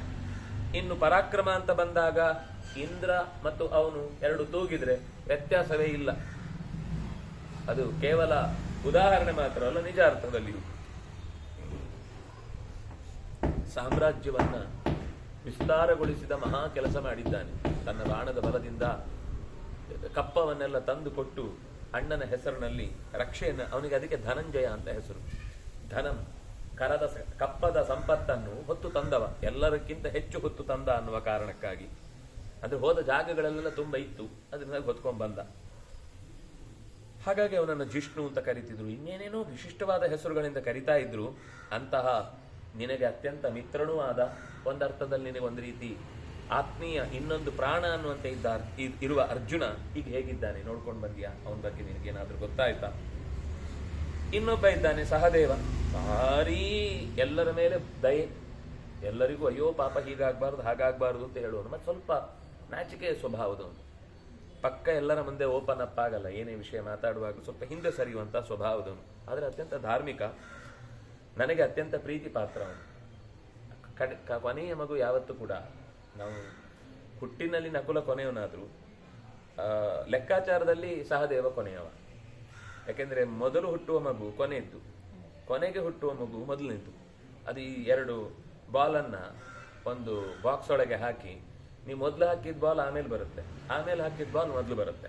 ಹಾಗೆ ಗರ್ಭದಲ್ಲೂ ಕೂಡ ಮೊದಲ ಮಗು ಗರ್ಭದಲ್ಲಿ ಮತ್ತೆ ಸೇರಿಕೊಂಡ ಮಗು ಮೊದಲು ಬರುತ್ತೆ, ಮೊದಲು ಸೇರಿಕೊಂಡ ಮಗು ಮತ್ತೆ ಬರುತ್ತೆ. ಆ ಅರ್ಥದಲ್ಲಿ ಅದಕ್ಕೋಸ್ಕರನೇ ಇದು ಹಿರಣ್ಯಾಕ್ಷ ಹಿರಣ್ಯಕಶಿಪುಗಳ ಕಥೆ ಹೇಳುವಾಗ ಒಂದ್ಸರ್ತಿ ಹಿರಣ್ಯಾಕ್ಷನನ್ನ ಅಣ್ಣ ಅಂತಾರೆ, ಒಂದ್ಸರ್ತಿ ಹಿರಣ್ಯಕಶಿಪುವನ ಅಣ್ಣ ಅಂತಾರೆ. ನಮಗೆ ಕನ್ಫ್ಯೂಸ್, ಈ ಪುರಾಣದವರಿಗೆ ಆಗ ಹೇಳಿದ್ ಮರ್ತೋಗಿ ಈಗ ಇನ್ನೊಂಥರ ಹೇಳ್ತಾರೆ ಅಂತ. ಅವ್ರಿಗೆ ಮರ್ತೋಗಿದ್ದಲ್ಲ, ನಮ್ಗೆ ಅರ್ಥ ಆಗಿಲ್ಲ ಅಷ್ಟೇ. ಹಾಗೆ ಅತ್ಯಂತ ಪ್ರೀತಿ ಪಾತ್ರನು ನನಗೆ, ಒಳ್ಳೆ ಧನುರ್ಧಾರಿ, ಶೂರ, ಅಣ್ಣಂದಿರನ್ನೆಲ್ಲ ಅತ್ಯಂತ ಪ್ರೀತಿಯಿಂದ ಉಪಚಾರ ಮಾಡುವವನು. ನಂಗೆ ಅದನ್ನೆಲ್ಲ ನೋಡುವಾಗ, ಧರ್ಮರಾಜನನ್ನು ಅವನು ನಡೆಸ್ಕೊಳ್ಳುವ ರೀತಿ ನೋಡಿದಾಗ ಪಾಂಡುವನ್ನ ನಾನು ನಡೆಸ್ಕೊಳ್ತಾ ಇದ್ದ ರೀತಿಯನ್ನ ಅವನು ನೆನಪಿಸ್ತಾನೆ. ಅಂತ ಒಂದು ಒಳ್ಳೆಯ ಮನಸ್ಥಿತಿ ಅವನು. ಹಾಗಾಗಿ ದೊಡ್ಡವರ ಬಗ್ಗೆ ಯಾವಾಗಲೂ ಒಳ್ಳೆಯ ಮಾತುಗಳನ್ನು ಆಡ್ತಾ, ನಮ್ಮಣ್ಣ ಹಾಗೆ, ನಮ್ಮಣ್ಣ ಹೀಗೆ ಅಂತ ಒಂದೊಂದ್ಸಲ ಒಬ್ಬೊಬ್ಬರ ಹೆಸರನ್ನು ಹೇಳ್ಕೊಂಡು ಎಲ್ಲರ ಹತ್ರ ಖುಷಿ ಪಡೋನು. ನಮ್ಮ ಭೀಮ ಹೇಗೆ ಗೊತ್ತಾ ಅಂತ. ಇದನ್ನು ಕೇಳುವಾಗ ನನಗೆ ತುಂಬಾ ಆನಂದ ಆಗ್ತಾ ಇತ್ತು. ಒಂದು ರೀತಿ ಮಾತೃವಾತ್ಸಲ್ಯದಿಂದ ಕೂಡಿದ ಮನಸ್ಸಿನವನು ಸಹದೇವ. ಅಂತಹ ಸಹದೇವನ ಸಂಗತಿ ಏನು? ಇನ್ನೊಬ್ಬ ಕೊನೆಯವನಿದ್ದಾನೆ, ಹೊರಗಿನಿಂದ ಕಡೆಯವನು, ತರುಣ, ಅತ್ಯಂತ ಶೂರ, ಚಂದನು ಕೂಡ. ಎಲ್ಲರಿಗೂ ಒಂದು ರೀತಿ, ಉಳಿದ ಎಲ್ಲ ಅಣ್ಣಂದ್ರು ಅವನನ್ನ ಬಹಳ ಹೆಚ್ಚು ಹಚ್ಕೊಳ್ತಾ ಇದ್ರು. ಇವಳಿಗೆ ಸಹದೇವ ಇಷ್ಟ ಆದ್ರೆ ಉಳಿದ ಅಣ್ಣಂದ್ರೆಲ್ಲ ಅವನನ್ನ ಬಹಳ ಹಚ್ಕೊಳ್ತಾ ಇದ್ರು. ಬಾಲ್ಯದಿಂದಲೂ ಕೂಡ ಅಮ್ಮನ ಮಡಿಲಲ್ಲೇ ಹುಟ್ಟಿ ಸೊಂಟದಲ್ಲೇ ಬೆಳೆದವನು ಜಾಸ್ತಿ. ಉಳಿದವರೆಲ್ಲ ಏಯ್ ದೊಡ್ಡವನಾದ್ಮೇಲೆ ನಡ್ಕೊಂಡು ಹೋಗು ಅಂತ ಬೈದ್ ಕಳ್ದವ್ರು, ಚಿಕ್ಕವನನ್ನೇ ಎತ್ಕೊಂಡು ಓಡಾಡ್ತಿರ್ತಾರೆ ಅವಾಗ. ಆಗ ಈ ದೊಡ್ಡವರಿಗೆ ಅನ್ಸುತ್ತೆ, ನಾವು ಯಾಕಾದ್ರೂ ದೊಡ್ಡವರಾದ್ರು ನಡಿಬೇಕಾಗುತ್ತೆ, ಅವರ ಚಿಕ್ಕವರಿದ್ರೆ ಸೊಂಟದಲ್ಲೇ ಎತ್ಕೊಂಡು ಓಡಾಡ್ಕೊಂಡು ಇರ್ತಾರೆ ಅಂತ. ಹಾಗೆ ಎಲ್ಲರಿಗಿಂತ ಹೆಚ್ಚು ಆಪ್ಯಾಯಮಾನವಾದಂತಹ ನಗುಮೊಗದಿಂದ ಎಲ್ಲರನ್ನೂ ನಗಿಸ್ತಾ ಇದ್ದ ನಕುಲ, ನನಗೆ ಎಷ್ಟೋ ಸಲ ಅವನು ಎಲ್ಲಾದ್ರೂ ಒಂದು ದೂರಕ್ಕೆ ಹೋದ ಅಂದ್ರೆ ಮೈ ನಡುಗು ಬಿಡುತ್ತಿತ್ತು, ಎಲ್ಲೋ ಹೋದ್ನೋ. ಯಾಕೆ ಮಕ್ಕಳು ಹಾಗೆ ಅಲ್ವಾ, ಏನಾ ಕಂಡ್ರೆ ಹೋಗ್ತಾರೆ, ನಮ್ಗೆ ಮಾತ್ರ ತಲೆ ಬಿಸಿ, ಅಯ್ಯೋ ರಸ್ತೆಯಲ್ಲಿ ಗಾಡಿ ಹೋಗ್ತಾ ಇರುತ್ತೆ, ಅದು ಅಂತ ಹೋಗ್ತಾ ಇರುತ್ತೆ. ಹಾಗೆ ಇವನು ಎಲ್ಲೆಲ್ಲೋ ಹೋದಾಗೆಲ್ಲ ಹೆದರಿ ಬಿಡ್ತಿದ್ದೆ, ಕಾಣದಿದ್ರೆ ನಾನು ಭಯದಿಂದ ತತ್ತರಿಸಿ ಬಿಡ್ತಾ ಇದ್ದೆ. ಈಗ ಅವನನ್ನು ಅಗಲಿ ಇಷ್ಟು ದಿವಸ ಆಯ್ತು, ನನ್ನ ಮನಸ್ಸು ಏನಾಗಿರುತ್ತೆ ಅಂತ ಒಂದ್ಸಲ ಆದ್ರೂ ಯೋಚನೆ ಮಾಡಿದ್ದೆ. ನಂಗೆ ನಕುಲನ ಬಗ್ಗೆನೂ ತಿಳ್ಕೊಳ್ಬೇಕು ಅಂತ. ಇನ್ನೂ ಈಗ ಬದುಕಿದ್ದೇನೆ ಅನ್ನೋದೇ ಆಶ್ಚರ್ಯ. ನಕುಲನನ್ನ ದೂರ ಇಟ್ಟು ಕೂಡ ನಾನು ಎದೆ ಗಟ್ಟಿ ಮಾಡ್ಕೊಂಡು ಬದುಕಿದ್ದೇನೆ ಅನ್ನೋದು ಆಶ್ಚರ್ಯ. ಹೇಗಿದ್ದಾನೆ ನಕುಲ, ಹೇಗಿದ್ದಾನೆ ಅಂತ ಕೇಳ್ತಾಳೆ. ಇದೆ ಮಕ್ಕಳು ಬಿಡಿ, ಏನೋ ಒಂದು ಇರ್ತಾವೆ, ಅವುಗಳಿಗೇನು. ಇದ್ದಾಳಲ್ಲ ನನ್ನ ಸೊಸೆ, ಅವಳೆಲ್ಲ ನೋಡ್ಕೊಳ್ತಾಳೆ. ನಾನಿಲ್ಲ ಅಂದ್ರೂ ಮಕ್ಕಳಿಗೆ ನನ್ನ ಸ್ಥಾನವನ್ನು ತುಂಬೋ ದ್ರೌಪದಿ ಇದ್ದಾಳೆ. ದ್ರೌಪದಿ ಹೇಗಿದ್ದಾಳೆ ಅಂತ ಕೇಳ್ತಾಳೆ. ತುಂಬ ಚೆನ್ನಾಗಿ ಮಾತಾಡ್ತಾಳೆ. ಒಳ್ಳೆ ಮನೆತನದಿಂದ ಬಂದ, ಎಷ್ಟು ರೂಪದ ಅಹಂಕಾರ ಪಡಬಹುದಿತ್ತು ಅವಳು. ಆದರೆ ಯಾವತ್ತೂ ತನ್ನ ರೂಪದ ಅಹಂಕಾರದಿಂದ ಮೆರಿಲಿಲ್ಲ ಅವಳು ಯಾರ ಹತ್ರನು. ನೀವೆಲ್ಲ ಚಂದ ಇಲ್ಲ, ನಾನು ಮಾತ್ರ ಚಂದ, ನಿಮ್ಗೇನು ಶಕ್ತಿ ಇಲ್ಲ, ನನಗೆ ಮಾತ್ರ ಶಕ್ತಿ ಇದೆ, ನಿಮಗೆಲ್ಲ ಬುದ್ಧಿ ಇಲ್ಲ, ನನಗೆ ಮಾತ್ರ ಬುದ್ಧಿ ಇದೆ, ನಿಮ್ಗೆ ಏನು ತಾಕತ್ತಿಲ್ಲ, ನನಗೆ ತಾಕತ್ತಿದೆ ಅಂತ ಒಬ್ಬರನ್ನು ಒಂದು ದಿವಸ ಟೀಕೆ ಮಾಡಿ ಅವಳು ಬೆಳೆದವಳಲ್ಲ. ಅಂತಹ ಸದ್ಗುಣದಿಂದ ಕೂಡಿದವಳು ಅವಳು. ಸತ್ಯವಾದಿನಿ, ಪ್ರತಿಯೊಂದರಲ್ಲೂ ಪ್ರಾಮಾಣಿಕವಾದ ನೆಲೆಯನ್ನು ಕಂಡು ವಿಷಯಗಳನ್ನು ಪ್ರಸ್ತುತಪಡಿಸ್ತಾ ಇದ್ದವಳು. ಎಂಥ ಸಂದರ್ಭ ಬಂದಾಗಲೂ ತನ್ನ ಭೀಮನನ್ನಾಗಲಿ ಧರ್ಮರಾಜನನ್ನಾಗಲಿ ಬಿಟ್ಕೊಡ್ತಾ ಇದ್ದವರು ಅಲ್ಲ. ಮಂಗಳ ಸ್ವರೂಪಿಣಿಯಾಗಿ ಶೂರರು, ಶಸ್ತ್ರಧಾರಿಗಳು, ಧನುರ್ಧಾರಿಗಳು ಆದ ತನ್ನ ಇಷ್ಟು ಗಟ್ಟಿಗಟ್ಟಿ ಮಂಡ್ಯವರು ಅಂತ ಲೋಕದಲ್ಲಿ ಪ್ರಸಿದ್ಧಿ. ಆದ್ರೆ ಅವರಿದ್ದು ಪಾಪ ಕಾಡಿನಲ್ಲಿ ಬದುಕುವಂತ ಸ್ಥಿತಿ ಬಂದು ಹೋಯ್ತಲ್ವಾ.